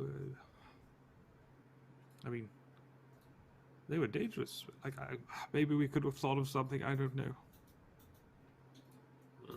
Well, do be careful with that cage, though, Moscow. Yeah, we wouldn't want to drop it and let it out again, huh? Yes, it just kind of gives it a jingle. Jingle it. And so you all head back inside. You have to go through the routine again. Richard and Sarah put their guns away in the security lockers, and you each go through decontamination. The other colonists, as I said, had stayed behind, but when you guys cross through the decontamination, it's just the 4, 5, 6, 7, the 7 of you, and Vanderstoop is back in her laboratory, and she's like, you're back far sooner than I expected. We've only been gone a couple hours. Did you get all the samples? You really should have done a better job of preparing. That was all very, very dangerous. Very scary. I warned you about the likelihood of survival. I mean, I guess I didn't believe you. The jungle is a dangerous place. Even Earth's jungles still had a high casualty rate. Please, we clear-cut that thing ages ago. Anyway, well, we got one of them. They're very dangerous. Don't open that cage. They will eat you. Like one of our party members, they died. Poor whatever his name was. What was it? You forgot his name. Oh no, he forgot his name. James, so close. Yeah. And Vanderstoop kind of looks at the one of the three, and she says, we did try, but there were no sloths, and those weird fish things. They did some hypnotic thing, and nearly killed one of us. And then we just got out of there, and they swarmed us.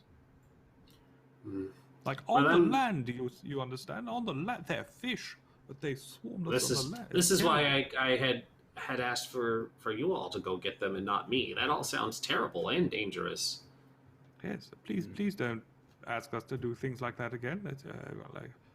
Well, somebody has to do the hard work in the name of science. You want us to go out there in full marine armor with like machine guns and a tank? Well, Chief Scientist Svensson has requisitioned more lab assistants, but we can't keep up with the casualty rate of his experiments, and he was very insistent on having these samples brought back. Look at the amount of bandages and band-aids on poor Rosalinda here. It's just like barely escaped with her life. She kind of frowns at that and says, I'm sure Chief Scientist Svensson would say that it was an acceptable loss in the name of progress. And she thinks for a moment and says, I should notify Svensson that you did at least return with one of the samples. And she walks over to a communicator, pushes the button to call his office, and it just kind of rings for a moment and says, Usually he at least answers. She tries again after it doesn't get a response. Well, I'm not in a terrible hurry to speak to that poor person, so whatever is what I say. Whatever to someone who would send us into the jungle unprepared without a tank. Yeah. Well, Exactly. I mean, with all due respect, if we were going to get technical, your wife sent you all out there. It was just at his Oh. requisition. Well, you know, I'm Loves sure you. there's a good reason for that. I don't know anything about the science. I'm sure it was incredibly important. You know, I'd really I mean, rather you could have a not, chance to be ask him honest. once he answers the phone.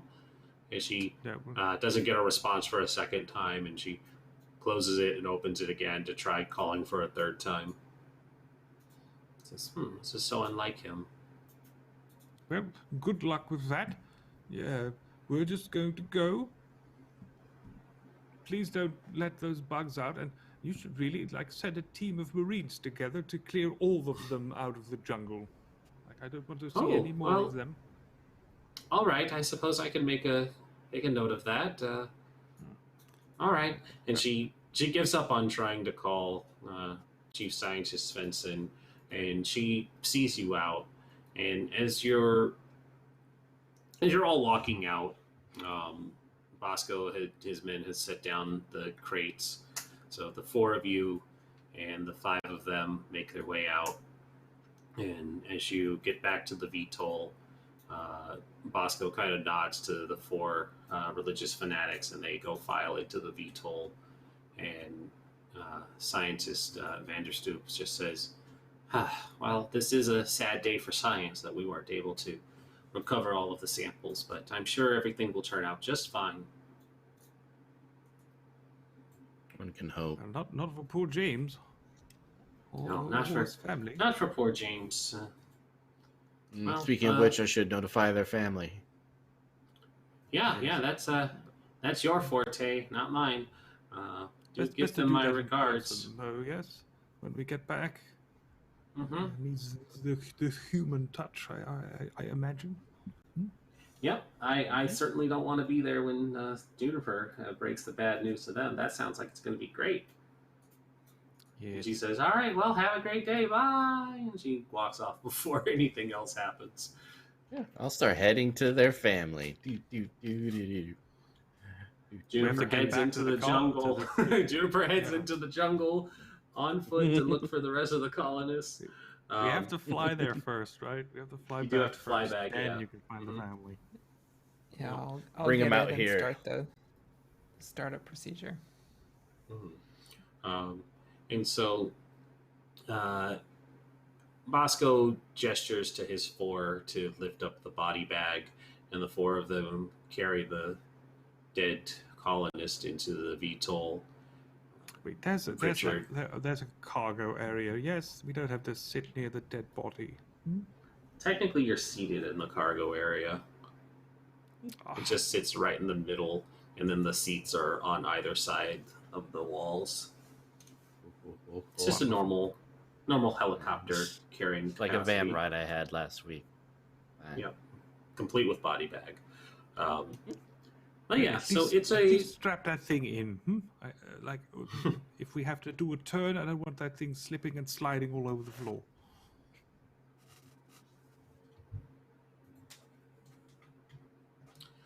so please give me a piloting roll, Sarah. Where's Rosalinda going? Is she going with us? Or is she Yeah, staying in the Rosalinda, where science are you building? going? Yeah, she's going with them. She's Gonna take some time off. She's rethinking her job choice. Welcome to Wayland Yutani, where every job is awful. Wee. Whoo! Can I push that? Or can I not Yeah, since I panicked? I forget. I think your ability lets you push through it, right? Wasn't that what yours did? I mean, I can push more than once You on can push agility agility checks. checks twice instead of once. Oh, no, then because it is a panic. Actually, I may be doing it incorrectly, but I'll say yes. Just tick on another stress and push it again.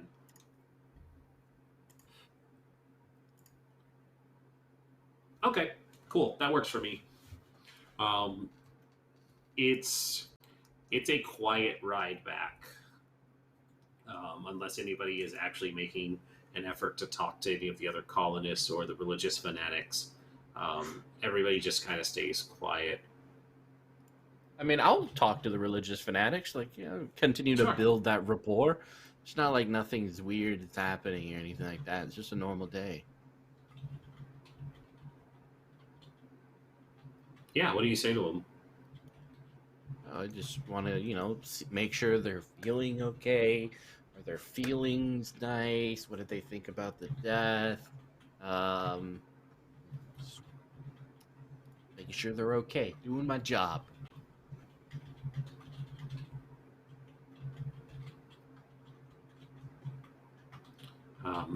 As you're talking to Bosco and his four, they seem largely unmoved by it.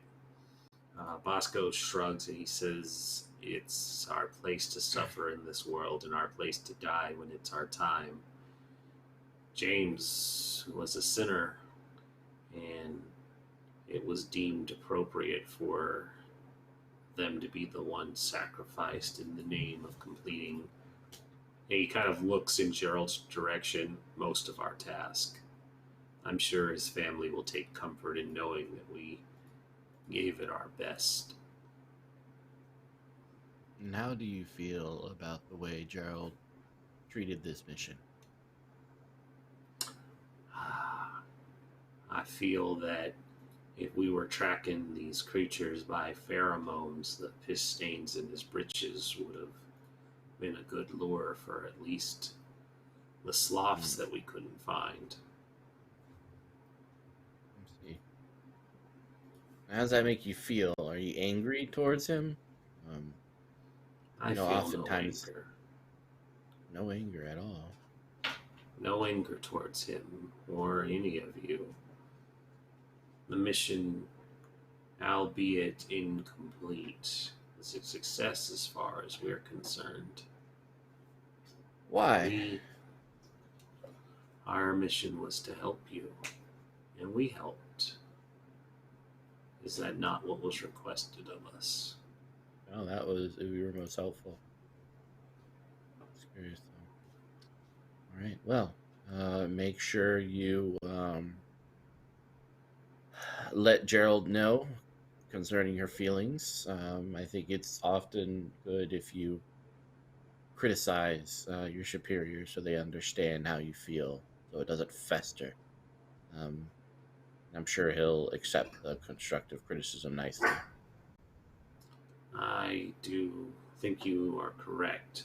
I'll remember to put it in the report for our yearly evaluation per Weyland-Yutani protocols. Excellent.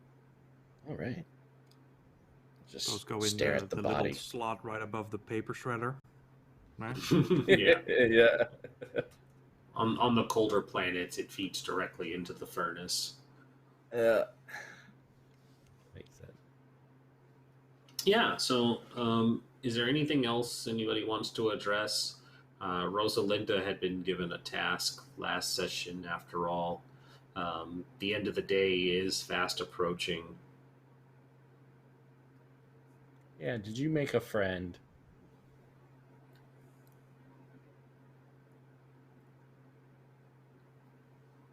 I don't think I did, but I'm like, I'm not happy right now, so I'm just going to take my plant and I'm just going to throw it for Juniper.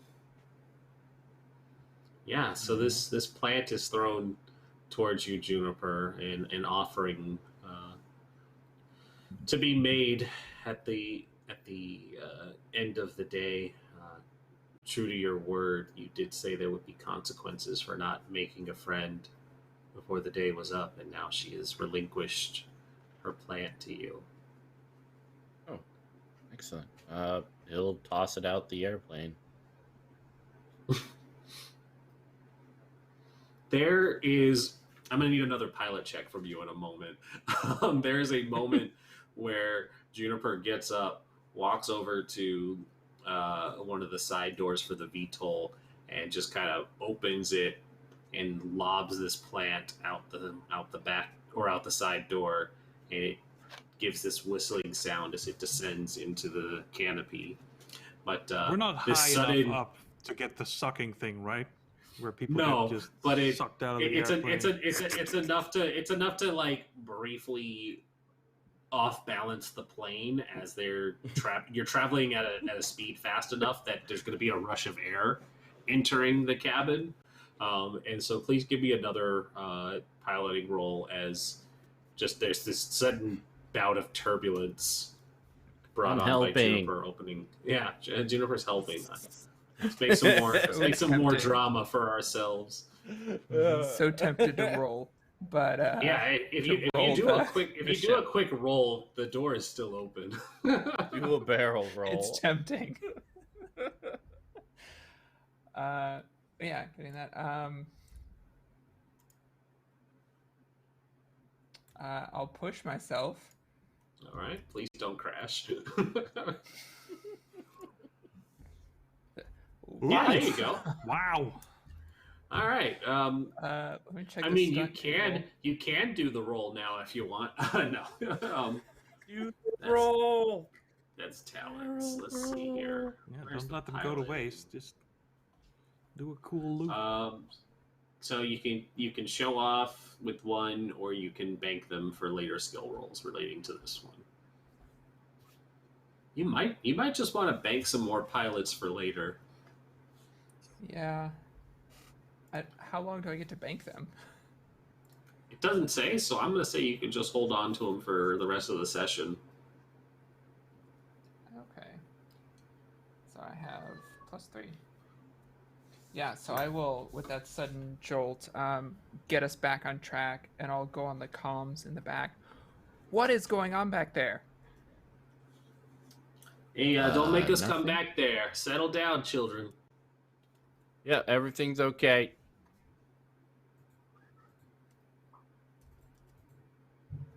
Can you shut the door, please? So I can keep us in the air.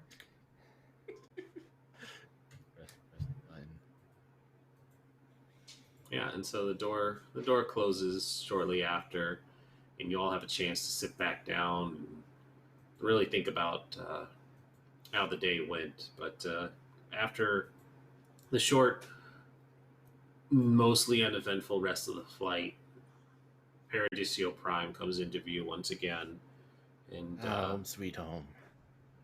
Thank goodness. Sweet home. And it looks just as you left it. I'm never going back into that jungle ever again. Never. Unless I'm in a tank. It was quite treacherous. You think your wife will send you out here again? God, I hope not. But, you know, if she does, I'm sure that's a good reason, and perhaps we'll be better prepared now that we know exactly how dangerous it is. Like, I had no idea, but now I do. I guess that's something. Now he knows. Well, And knowing is half the battle. It is. So yeah, we win. You win. That was the whole campaign, guys. Good job. Yeah, there's some murderous Sloth somewhere out there. Like, listen, I'm sure nothing bad's gonna happen from letting the Sloths and the piranha fish be aware of your human presence. They're not going to form an alliance to attack you all later. Oh god, the fish will be on top of the Sloths and they'll fight us. Yep. Sounds like the end. I will need one more piloting roll for Sarah to land, or you can just say do we you'll still have time split the to do success. Juniper informing the family? I kind of want to see that scene. Are you gonna? Are you? Yeah. We have time. There is still an hour to go. Yeah, so we're gonna watch that. We're gonna watch that train wreck. But But That'd be great. you can spend one of your successes to just say the piloting was fine, or you can roll it if you want. I'll just spend one of the successes, yeah. Okay. The VTOL is brought into the landing pad, and with grace and ease, you bring it into its landing. The landing gears are deployed. The green light is on for everybody to disembark. And as the little back ramp is lowered, the colonists quickly pick up the body bag belonging to James, and they start to filter out. And as most of the colonists start to get down this ramp, they kind of stop as there's a group of the security force assembled at the base of the ramp. And we finally get to see Marshal Bravestar step forward. He is a tall, well-built man who would have dark skin, and if ethnicity hadn't been too diluted in the hundreds and I think almost 1,000 years since this takes place to our time period, he would be what would be considered Native American, with a long dark hair braided in the back and a Western hat. But he's also holding a shotgun in his hands, and the security force have their stun batons, and he says, "Evening. Heard y'all were out in the jungle going to the science facility." Correct. Yes. Well, I hate to be the one to inform y'all of this, but Chief Scientist Svensson was murdered. And the stun batons click on, and he says, everybody who's on board of this VTOL has to go in for questioning. None of us did that. We were all in the jungle, and none of us got into the facility far enough to do that. But by all means, do what you must. But let's deal with. I got protocol to follow first, after yes? all. Mm-hmm. He says. So, Rosalinda's going to ask something really stupid. Yeah, say, let's. Is he okay? He was murdered. Is he okay? Oh my God, is he okay? And He walked it off.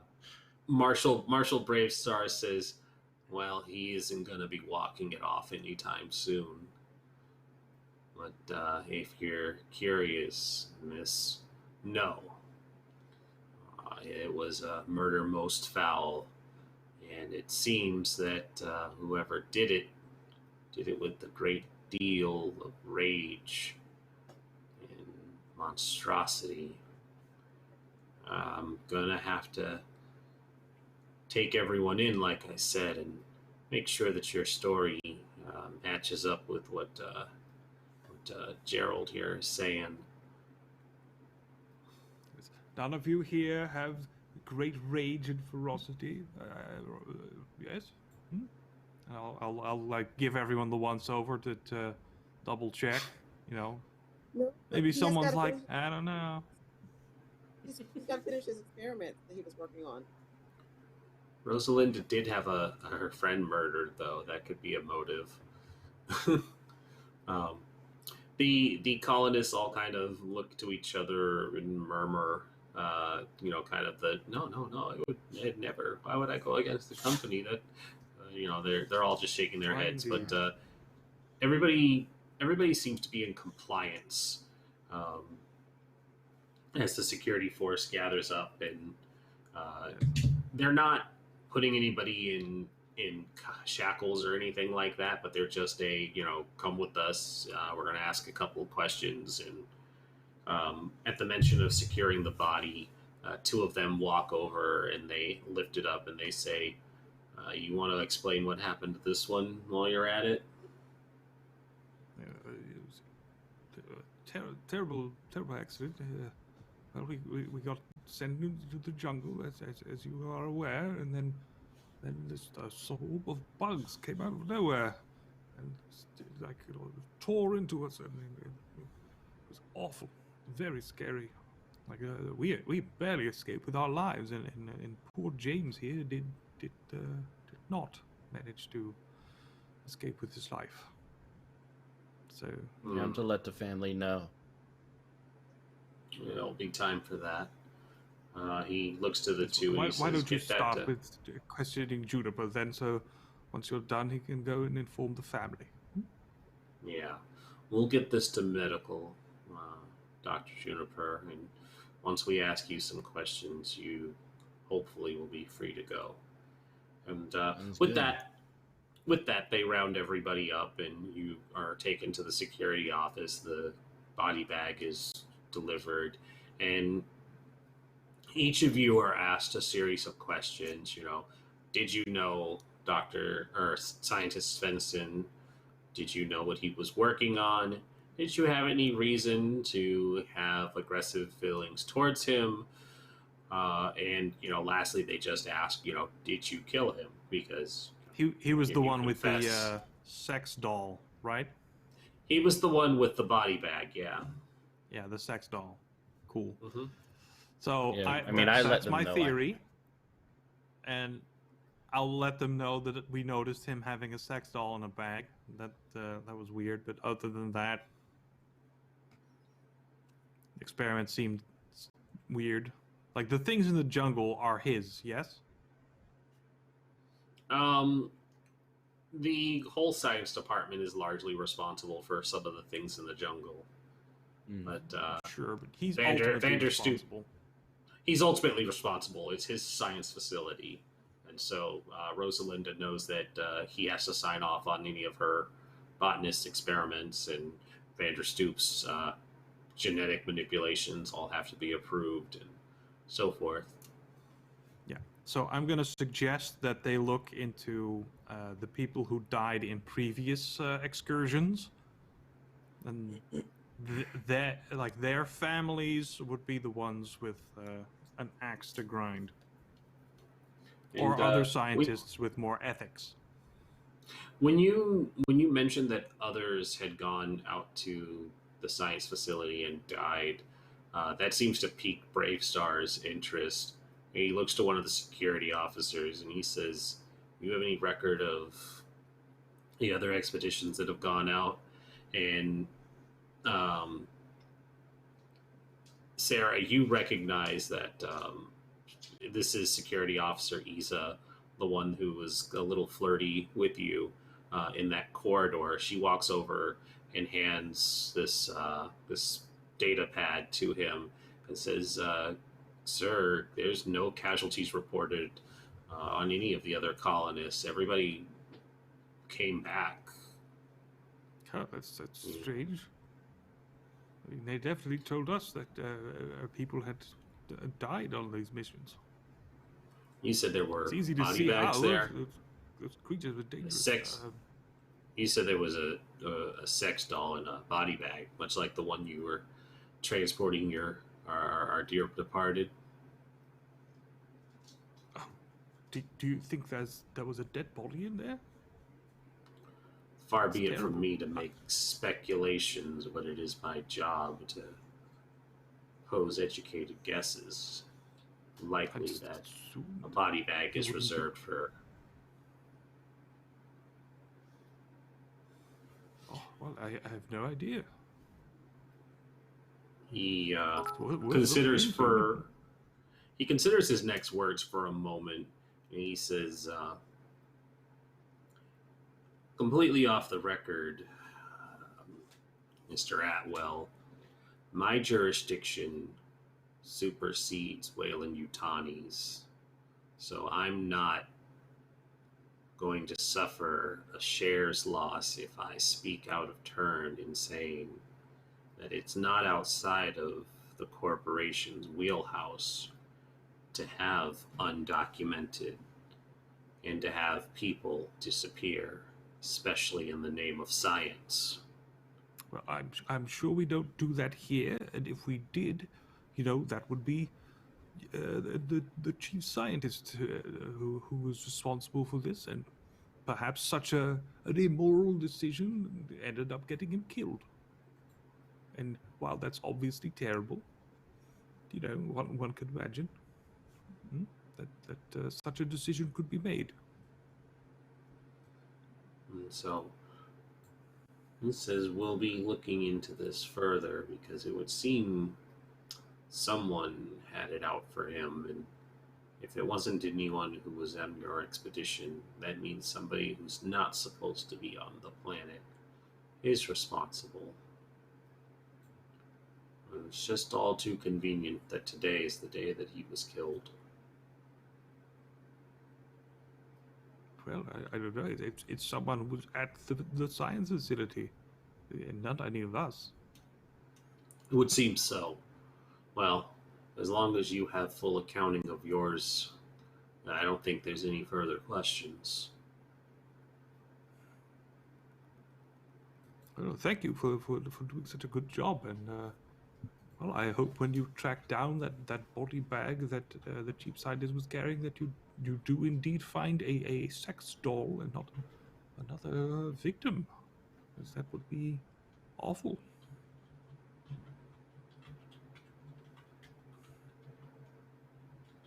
Yeah.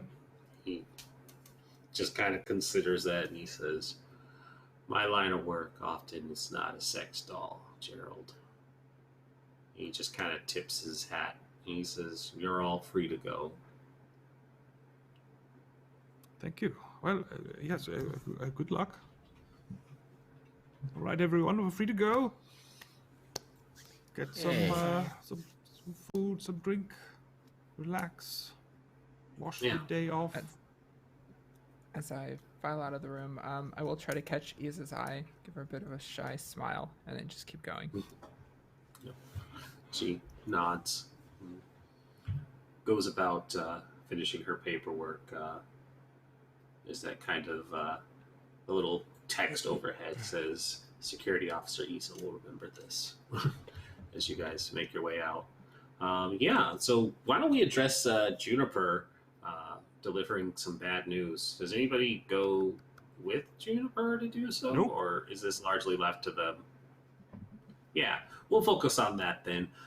Juniper, with your files, you do have a chance to speak to at least all the adult colonists who arrive. So you do know that James's husband is one of the engineers that works here.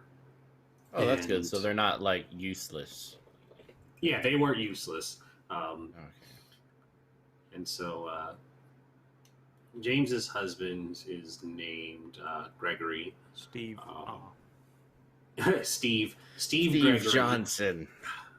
Yeah. This is Steve Gregory, husband to James Gregory.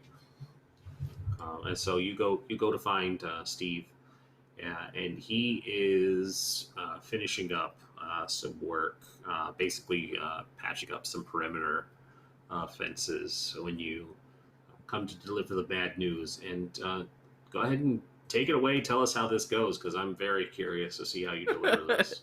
I feel like I need to make it like super weird, or else. Listen, you just be the best Juniper you can be. the best that you can be. Okay, I will let him know that I've cleared his schedule and we are going to have lunch together. It would be dinner by this point, but yeah. Oh, dinner, yeah. Yeah. So the rest of his family can come as well. But it's very important their that adopted they, child, yeah. Yeah. So, Steve Gregory is like, well, I had dinner plans with my husband. He was supposed to be coming back from the expedition. Yes. We're celebrating our anniversary tonight. Oh, well, then tonight will be extra special for you, or important in terms of your life narrative. I certainly hope so. It's a 10-year mark for us. It's a big day. Yes, I mean, most marriages end in divorce, so it's wonderful to see Thank goodness Weyland-Yutani doesn't allow that sort of thing. Marriage is a contract after all, and you can't get out of it. Not that I would want to. I love my husband so much. Oh, well, back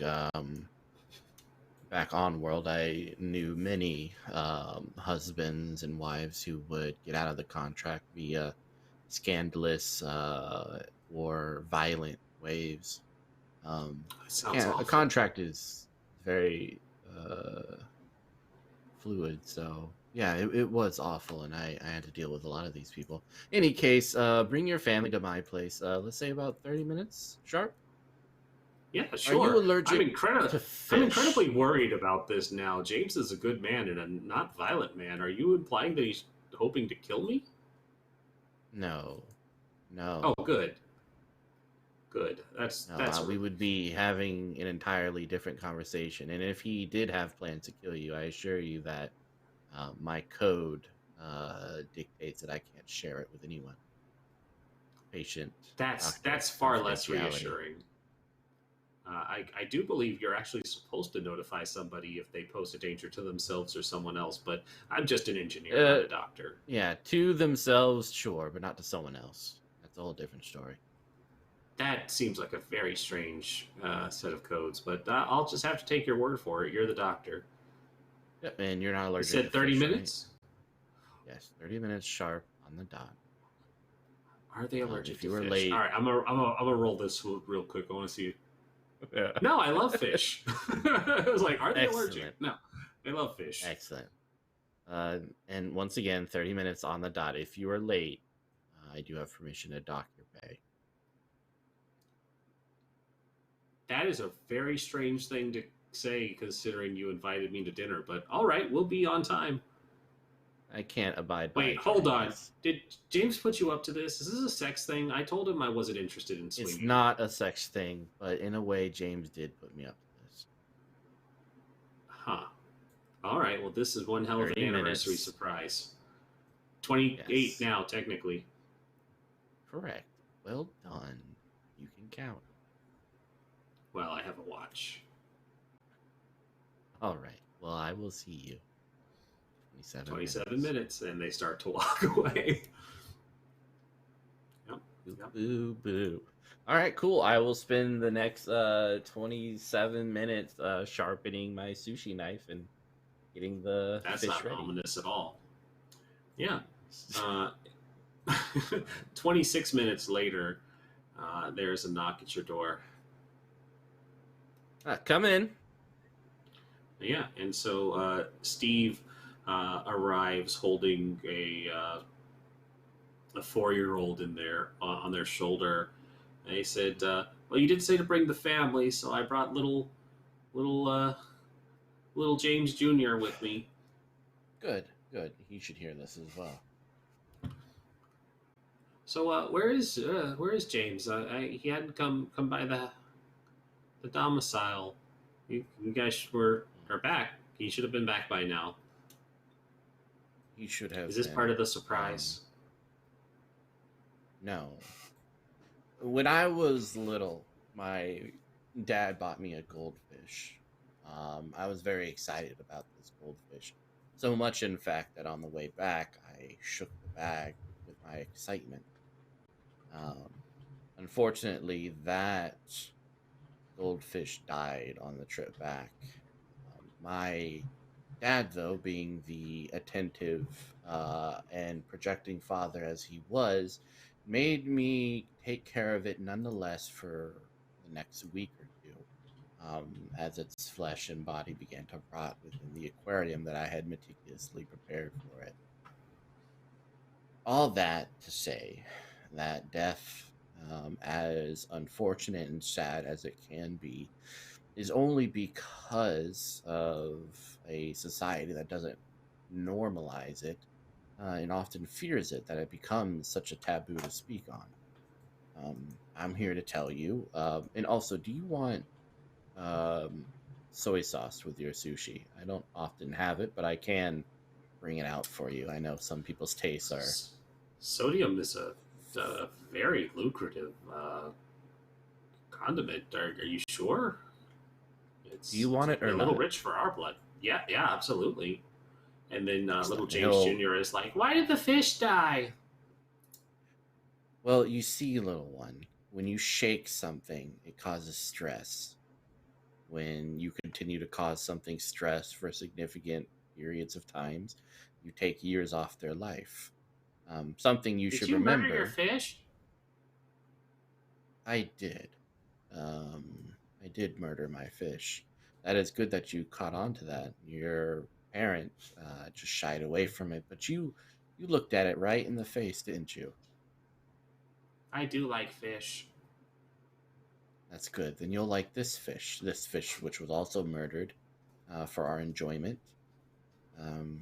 But that's neither here nor there. I come to you today because I want to inform you that your husband, James, I believe his name is, died quite horrifically at the hands or mouths of several scarab-like beetles during the expedition. Now, Gerald was in charge of the expedition, but from every report, it seems like Gerald did the best that he could do. I've also double checked your requirements here, and luckily, you won't be shipped off. You are still of use to Wayland Yutani as well as to the rest of us here in the colonies. Damn, I should have made them useless so this would have been better. And I will cut some sushi and place it on plates before the little child and the parent and push the soy sauce over. Steve's just kind of staring at this plate and he says, you invited us all the way out here to tell us about how you murdered a fish and then you're going to tell me that my husband is dead? I believe you've missed the point of the story and the point of this whole thing. I am preparing you for something that should have been normalized in your life for a very long time, but you've been coddled. And it's part of your mental growth to understand that this is normal. Your husband is dead. It's very sad. I am sorry. But you have a job to do. I have taken it that you can spend the night grieving, but in the morning you are required to continue your duties without fail. You understand? The child just starts crying. That's fair. He'll hand the little child a tissue.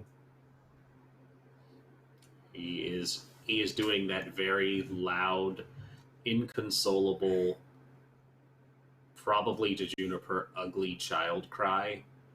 There's a bit of snot and a lot of tears, and their face is red as they are just not handling well the sound that their daddy did not come home. Yeah, let's small child, do you I need to speak with your parent briefly. Can you come this way, please?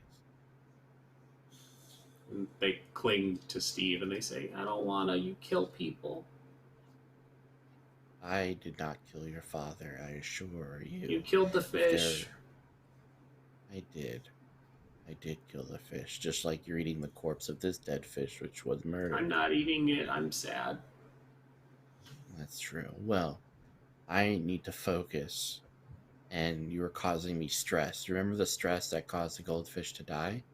You were causing me take one stress for me. I use my calming presence on them. Be calm. You're so calming. Yeah, so he doesn't want to go with you, but Steve basically does that parenting thing where they're just like, it'll be all right, please calm down. And they kind of bury their face into their dad's arm to muffle their noise, but they don't look like they're going with you.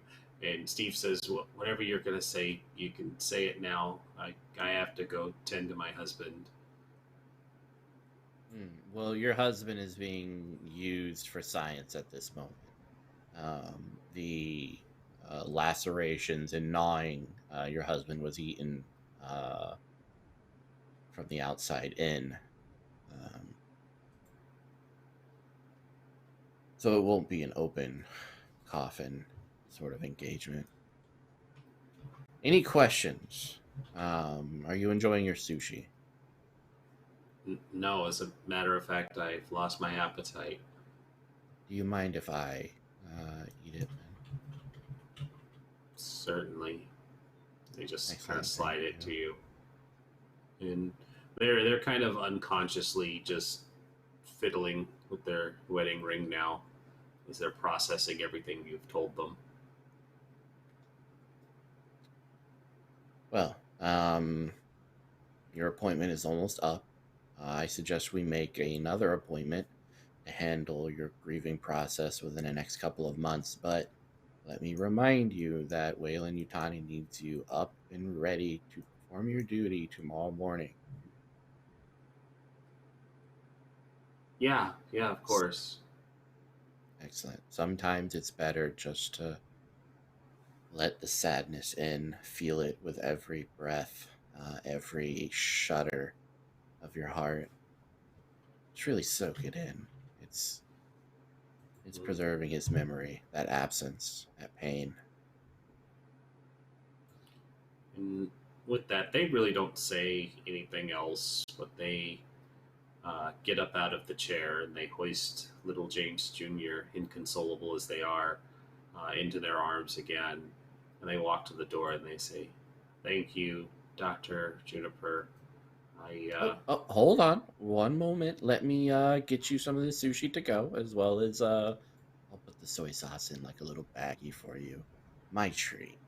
And he'll make like a little cute little box with a little bow on it and hand it over to him. Yeah, and they take it and they just kind of stare blankly at you as you walk them to the door. And they say, "Back to work tomorrow then." Yes, back to work tomorrow.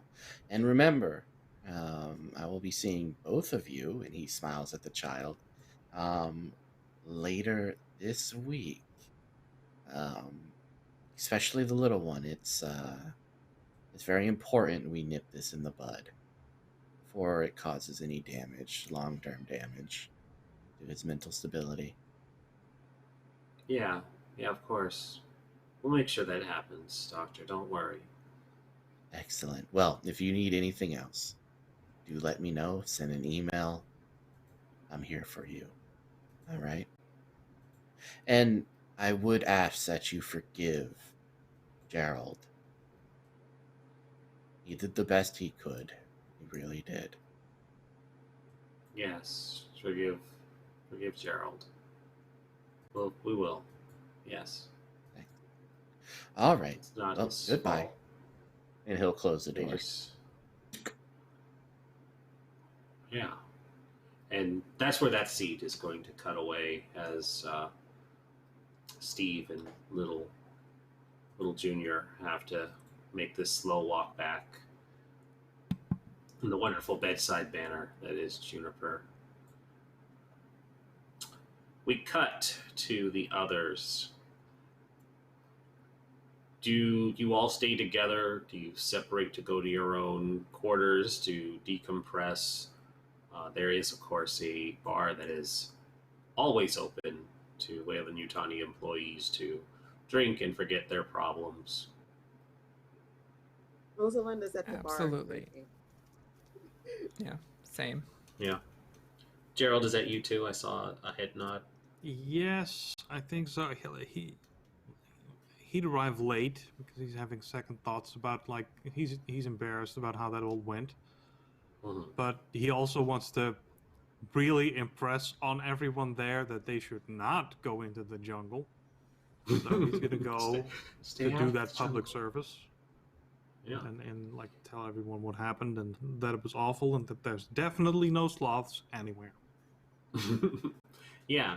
So you all are at the bar now. Probably the three of you have largely congregated together because there's no real sense in separating at this point. Gerald arriving late, of course. Giselle is behind the bar and she serves up something particularly strong for Sarah, for Richard, and for Rosalinda. And then when Gerald comes in, she just kind of whistles and says, "You look like hell," which is to say you look like the rest of these three. What are you having? Whichever. It says, what's the strongest thing you've got back there? Well, we call that nuke it from orbit, and I'm not sure you can handle it. Well, let's give it a try. All right, and you see her take down like 5 different things from the top shelf, various hard liquors, and of course absinthe, and starts mixing them all together. And when she sets it in front of you, she says, "Hold on," and then she takes out like a little blowtorch, and she just hits the top of it, and it goes up into like a little mushroom cloud. And then the flames dissipate, and it just sits there smoking for a second. And she says, "There you go, champ." Well, that was exciting. Yeah, it's gonna hit you. Thank you. It's very colorful. You know the way you know. Mm-hmm. That glowing green is good for you. Did everyone already tell you about what happened? Yeah. Stay away from the jungle. Apparently, a bunch of carnivorous bugs, and well, that was about it. Just the bugs. They said to stay away from the bugs. Well, there's fish too. Oh dear, You know, fish. Fish are dangerous now. Nobody tells Juniper. They're obsessed with fish. You know, they swim in the rivers, and you can go fishing, and it's all fun, and they're delicious. These have teeth and weird glowy lights that hypnotize you when you look at them. And That doesn't sound good at all. they've got legs, so even if you're on the shore, you're not safe. Why the hell do fish have legs? I don't know. I think it's one of the scientist is a things. good You know, question. the one who was murdered? Did you hear about that? Yes? The chief scientist, his name there was were murdered. whispers. Svensson? Oh, shit. That's not good. What happened to him? I don't know. If he's the one putting all these dangerous creatures in the jungle, then perhaps it's all for the best. I mean, To I a suppose safer so. jungle. To a safer jungle. Like, he was a bastard after all, so it's fine. Wow, that's a lot to take in. Murder doesn't really happen very often around here. You know, with only 200 people, everybody knows everybody. It sounds like Everybody's so precious. Going to need to be keeping an eye on each and every colonist to make sure nobody's up to any funny business. It didn't seem like he valued our lives very much. That's a Weyland-Yutani scientist for you. No offense, Rosie. None taken. They not happy with me right now. Well, you might be due for a promotion. Really? She just kind of smirks. Perhaps that's how the chain works. I'm not sure. Are you don't next think in I'm- line to be chief scientist, Rosalinda? I don't think so. They didn't like that I didn't finish my work. You were the newest scientist brought in to the facility, and you are very low on the pecking order. Let's see, who is going to be the next one? And I'll look up who the next scientist supreme is going to be. I like that. So you check it. I don't need a roll for it. But the most senior scientist would be Vanderstoop, and Holzman would be next. But you didn't actually meet Holzman. Yeah, it'd be Vanderstoop. Their geneticist advances, while they are also considered largely disgraced in the scientific field, they hold the most seniority amongst this group. It is possible they could also send somebody off from off-world, but Vanderstoop would be the acting chief scientist until such a time, if that happened. Vanderstoop is next, and didn't exactly make the best impression on me, but maybe that's just bias. What's your take on the man, Rosalinda?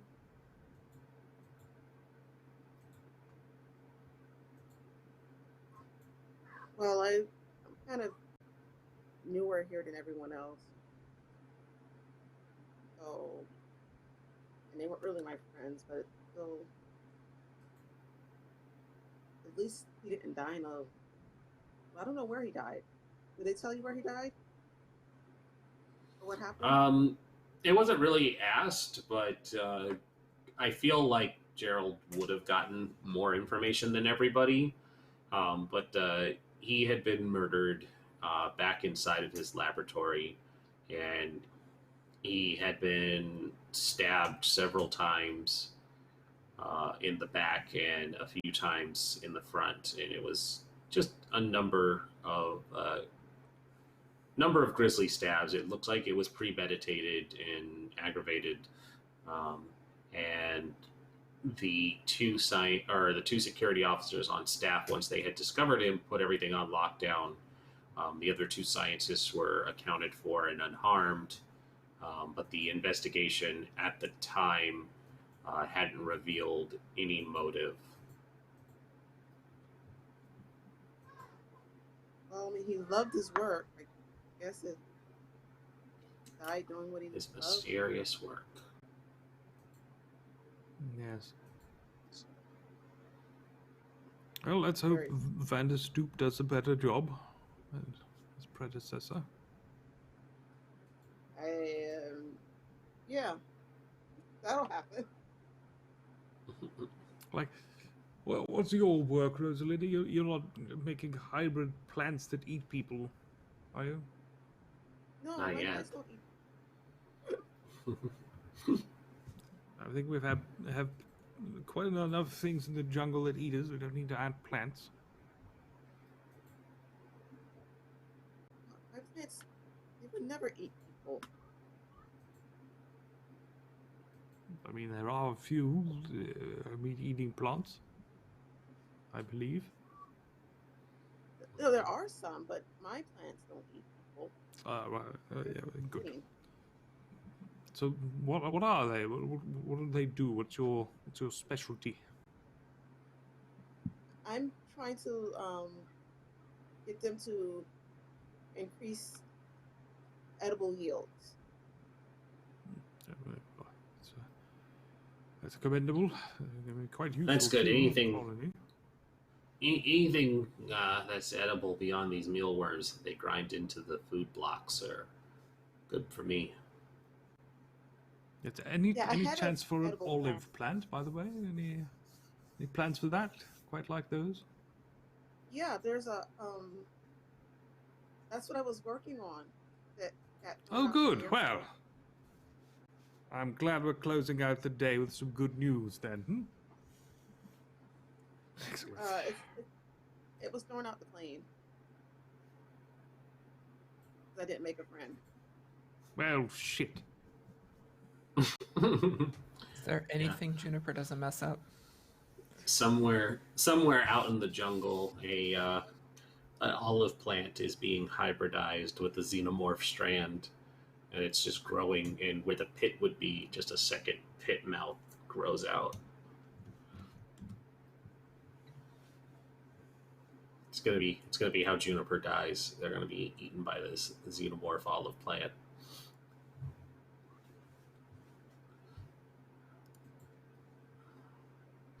While we're sitting here drinking, I am keeping an eye out for Isa. Yeah, give me an observation roll. I've been relaxed long enough to have erased my stress, right? I think so. I think everybody here who's drinking can remove their stress. Juniper, you can also remove your stress for horribly scarring a small child. Yay, thank you. That was relaxing. Yeah, exactly. And I got to work through some things with my own father, so everyone wins.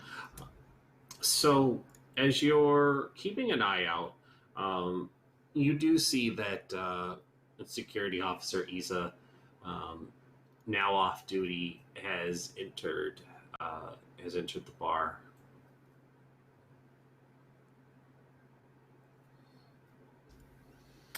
If she sees me, I'll, cause I'm probably sitting at the end of this group, I'll just kind of raise my glass to her, and if she's interested, she can come over. If not, then that's fine.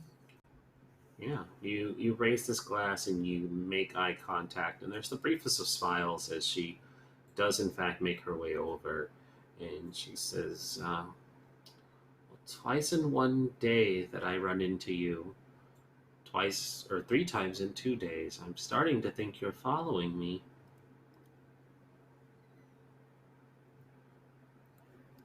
I was thinking the same about you. It's always situations I don't intend to be in where I run into you.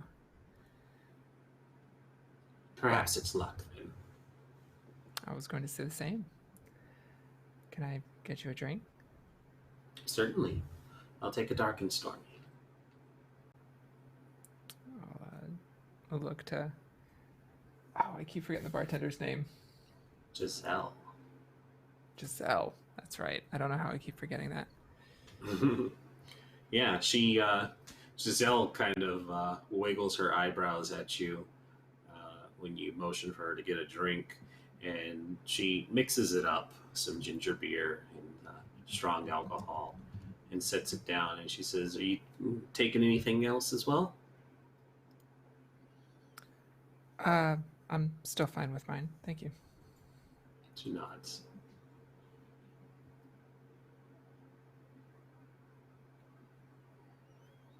So, security officer, that has to be exciting.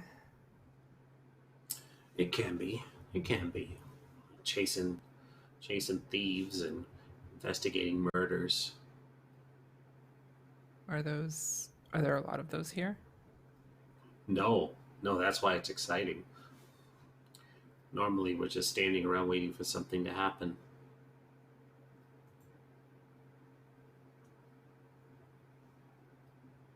Well, here's to excitement then. Here's to excitement. And she clinks the glass and continues to smile. She's far better at making small talk and flirting than I am. Well, Sarah will talk to her for as long as he stays, and wherever it goes from there. Yeah. Let's have a roll to determine that, and because there is not like a legitimate charisma-based roll. I know it's empathy, but I don't like that manipulation is the thing that we're going to use. So go ahead and roll manipulation anyways, and we're going to just say that it's charm. Well, I don't have anything in manipulation, so I can just roll. It'll still take your empathy into account. Oh yeah, I thought I could click on empathy, but I cannot. Which is strange. Of course, you would do this to me, knowing how Roll20 feels about me. I'm sure it'll be fine. Hey! There it is. And so the Gerald and Rosalinda, you two kind of get the hint that her attention has gone elsewhere. And as Sarah spends this time flirting with Isa and just having general good-natured conversation, you learn that her name is Susan. So she is security officer Susan Isa, and she has been on the colony for about 4 years now. She's nearing her fifth year, and she is currently available, which she does emphasize quite a bit after getting into like her third drink. But it does seem like it's a very promising night as things go on. What is Rosalinda and Gerald doing for the rest of the evening?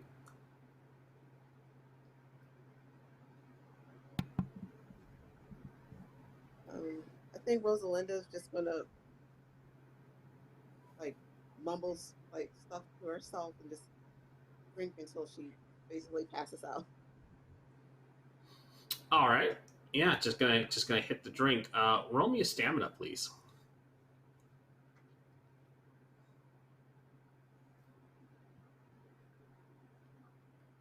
Just 1 second. I was in. I can roll it for you if you like. Yeah, thank you. Okay.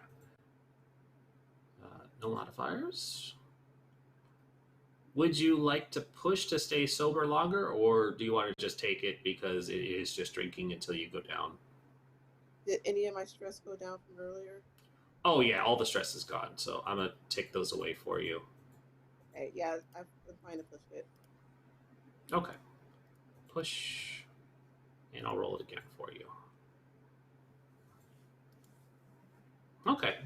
Um, you're given something fairly heavy as well. You've had a rough day, and you're probably into your fourth or fifth drink, and you're actually holding pretty well.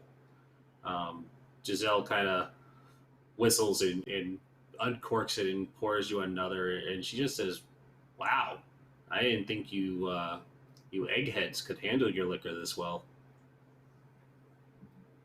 Well, I wasn't always an egghead. No, But, that's curious. yeah, well, sometimes things happen. You trust people you shouldn't, so you end up taking the first job that you can get, and you almost get eaten by bugs. Well, at least you're in paradise, right? She slides over another glass for you. She's just gonna laugh and just like drink it like really fast. Yeah. Yeah, you're starting to learn that the name is very ironic here. This has been everything but paradise so far for your experience,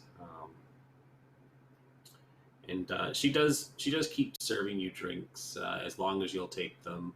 Um, I'm gonna do one more stamina roll for you just to see how much longer you hold out. Okay. She cuts you off at about the sixth drink. That's where you start to slur. And you said you were going to drink until you pass out. And so when it gets to that point, she looks over and she says, "All right, I think that's enough." And she puts her hand over the glass and she says, "Are you good to make it back to your bunk, or you?" And she thinks for a moment. She says, "Do you even have a bunk here? The eggheads normally stay at the science facility." No, but that table looks nice over there. And she says, sure thing. For tonight, the booth is yours."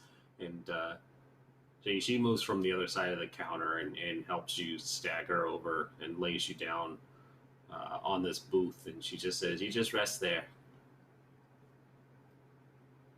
She's just gonna like give like a half a thumbs up. Yeah. She does leave a bottle of water as well. And she says, "Lay on your side, okay, so you don't drown in your vomit." Okay. Jerry. I am going to spend at least some time trying to triangulate where that olive plant landed. But like as I get drunker, that's gonna not go Becomes great. significantly harder, yeah. Yeah. So I think I'm gonna get frustrated with myself and then just go to bed. Yeah. But I'll just be absorbed in my own stuff unless someone bothers me. Yeah. Make me an observation roll though as you're heading back to your apartment.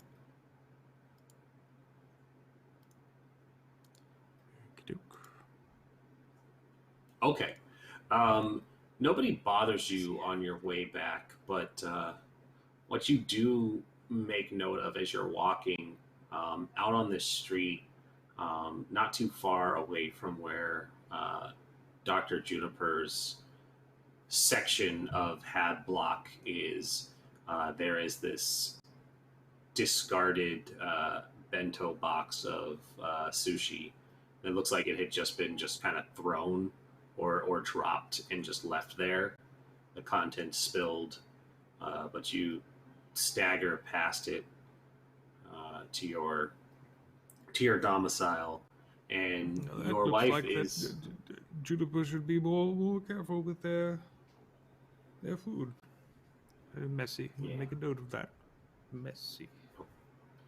Juniper Litterbug. As drunk, I'm gonna make that an official report because that's fun. Yeah, drunken report. Deduct Juniper's pay for littering. Yep. And so you drunkenly make it back to your apartment.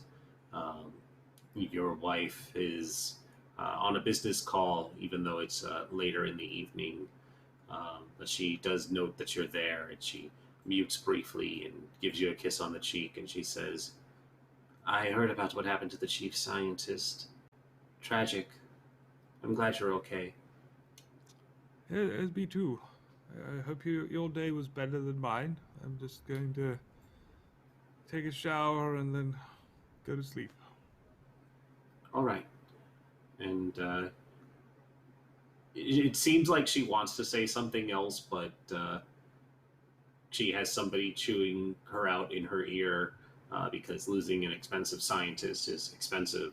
And so she just kind of briefly reaches out for a moment and then doesn't say anything and lets you walk into the shower. I'm just checking our time. Where are we at? I went into moderator mode and I lost the time.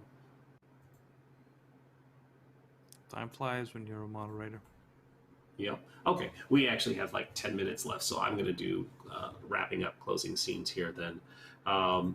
So, the important question of the night.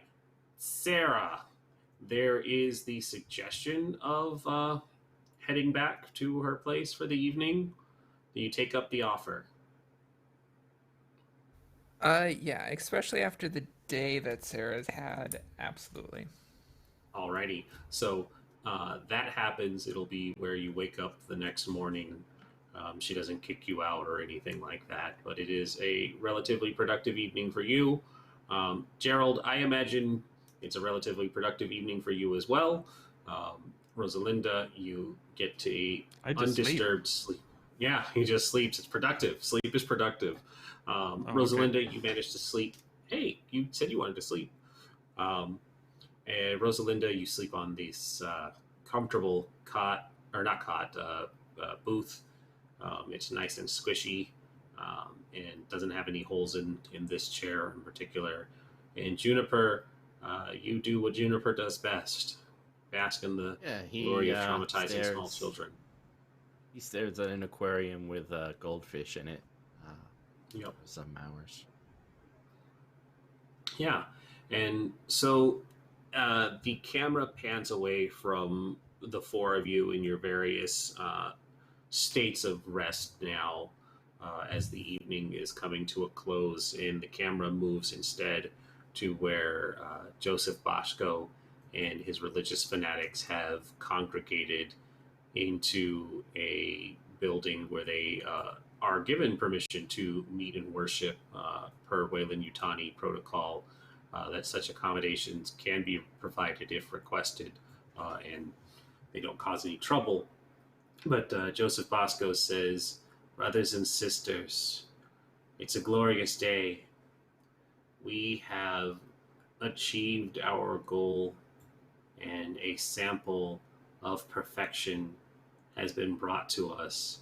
And one of the volunteers that had gone with Bosco holds up a bloody container with a viscous brown and gray liquid inside that also just has this dried blood on the glass over to him, and he says, who will be the first to ascend?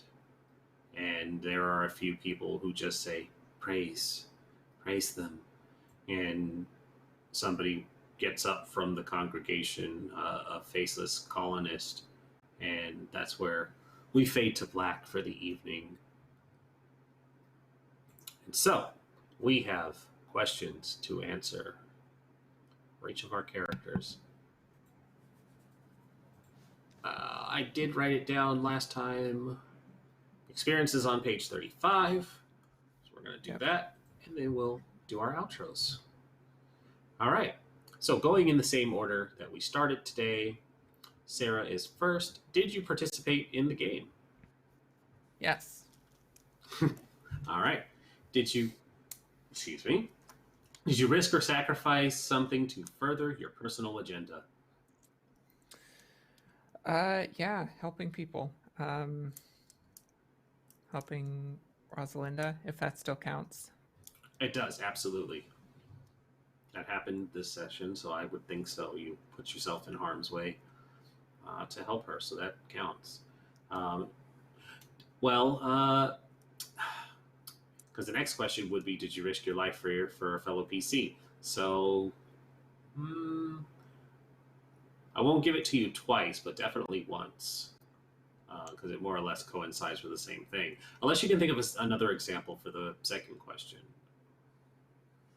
Risk or sacrifice something to further your personal agenda.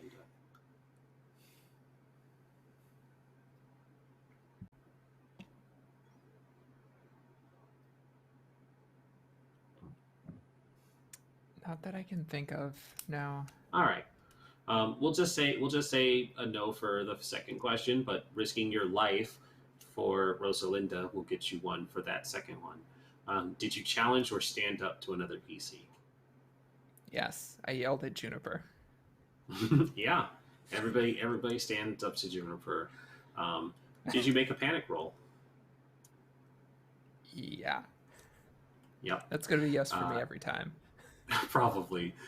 Did you overcome a dangerous event using violent or non-violent means?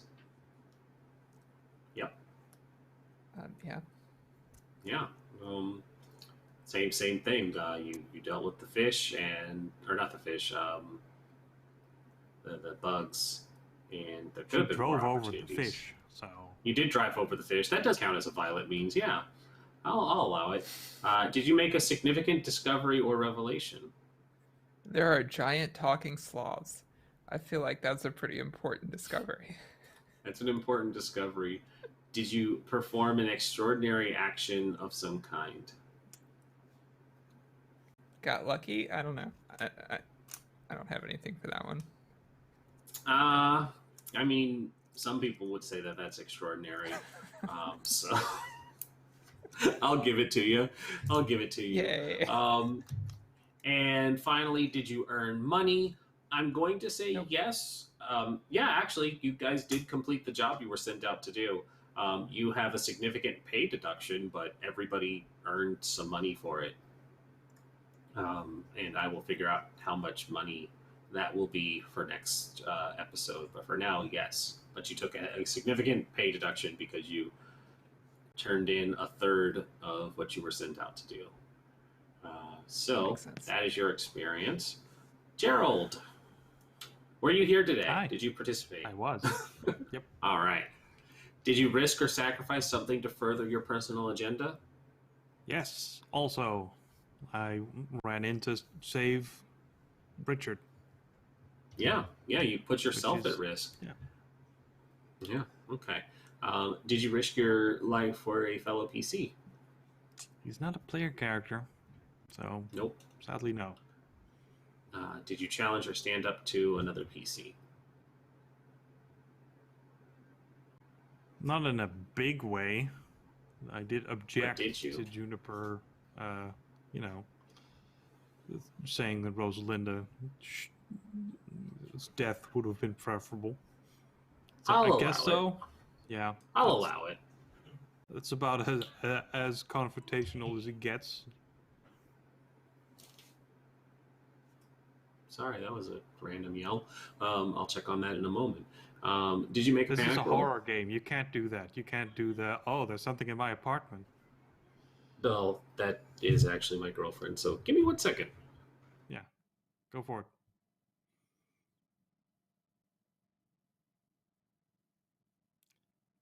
Yep.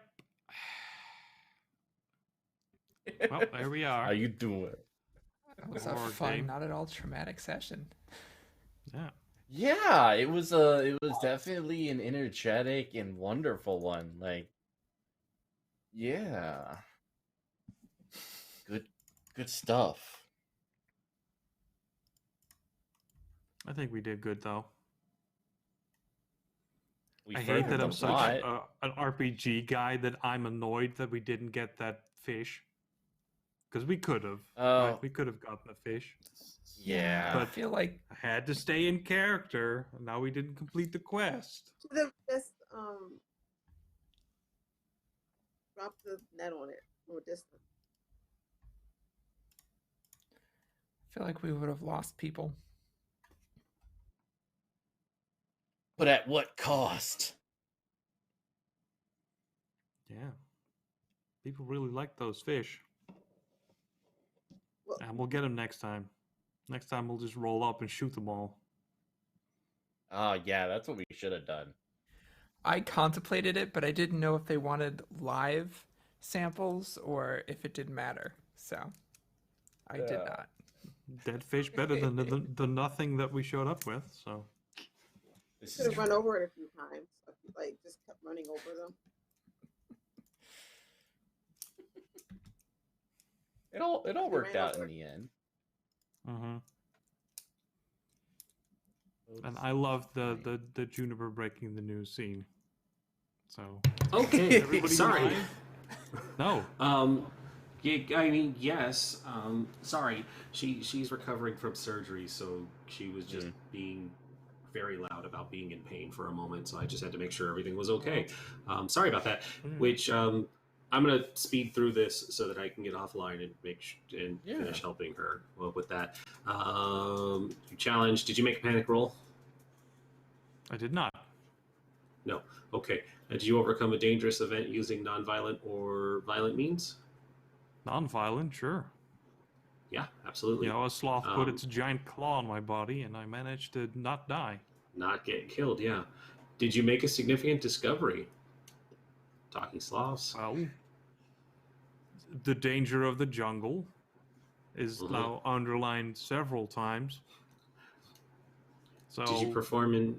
Oh, sorry, go ahead. No, that's fine. Did you perform an extraordinary action of some kind?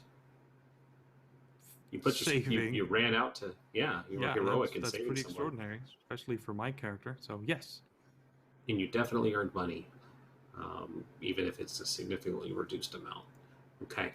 I'm going to jump to Juniper so that I can speed this along. Juniper, you definitely attended the session. Did you risk or sacrifice something to further your personal agenda? Your integrity counts. Okay. No, my integrity remains intact. Did you risk your life for a PC? No. Did you challenge or stand up to a PC? No. Did you make a panic roll? I don't think you did. No, I did not. Did you overcome a dangerous event using violent or non-violent means? I don't think so, no. I think it was pretty chill. All right. Did you make a significant discovery?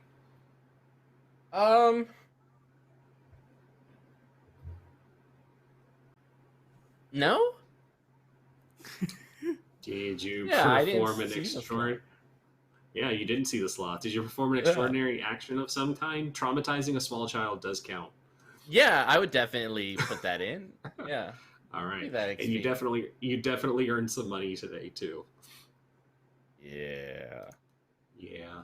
I mean, consultation also probably counts. I'm sure you billed them. Over to Rosalinda. Rosalinda, were you here today for one experience? All right. Did you risk or sacrifice something to further your personal agenda? No. You sacrificed your plant friend, although that wasn't for your agenda. Okay. I chucked it. Yeah. Did you risk your life to save a PC? No. Did you challenge or stand up to a PC? I threw a planet Juniper. That's fair. You did throw a planet Juniper. You challenged their threat, and they rose to the occasion and chucked it out. Did you make a panic roll? Yes. Yeah. Did you overcome a dangerous event using violent or non-violent means? I don't know. I don't think so. Gerald was the only one. Well, Sarah tried to intervene on the fish, and Gerald was the only one who really got there. Did you make a significant discovery or revelation? Yeah. That she wasn't always an egghead, and she saw the sloth. She did see the sloth, yeah. Did you perform an extraordinary action of some kind? Getting super drunk? You sacrificed your plan. That's pretty extraordinary. did. That's true. You love Yeah, plans. you gave up your only friend. I'll allow that. Yeah. And you definitely earned some money today. So that is everybody. You want to skip through all the where can you find me so you can go. We check on can your girl? lightning round it. Just real quick, Just same follow order. us all on social media, and you'll find out. Follow us where all we on are. our Yeah. socials. Yeah. The Twitter. I'm Rendis of Partywipegames. You can find me everywhere at Partywipegames. On over to ArchivalDustBun. I'm Anna, aka ArchivalDustBun, most places on the internet. Queer and Trans Advocate Museum, worker and TTRPG streamer. You can find my current schedule on my Twitter page. It's pinned at ArchivalDustBun, including finale for Morse in the Dark, which is tomorrow. We make questionable decisions and are going to space. It's going to be fun. Ooh. That's all I got. Right on down to PaladinHulk. Yeah, PaladinHulk. That's my Twitter. Follow it, don't follow it. I will appear on the internet again. Tune in next time. Woo. Alrighty. Over to Mitch. Yeah, I am Mitch. You can find me at Mitchsbustillos on Twitter. The biggest thing I got going on right now is True the TTRPG, which is currently on Kickstarter. So go on, head on over there. It's awesome. Alright. And last but not least, Jenny Potts. Yep, that's me. My name is everything is there. All right, you know where to find them. You know where to find all of us. And stay tuned for next week. Big shout outs again to Grinding Coffee Co., the sponsor, one of many, and to Free League Publishing for making Alien RPGs. All right, so we are going to head over to Level 1 Geek. They are good friends of the channel. I had the pleasure of playing with Tori before in, oh gosh, what was it called? It was Nibiru? Nibiru. It was in Nibiru, and I died in that, and it was sad. So go give them love, tell them we said hi, and we will see you guys next week for more Alien RPG, where things are going to start to get horrible. Have a great night. Goodbye. Start. Start.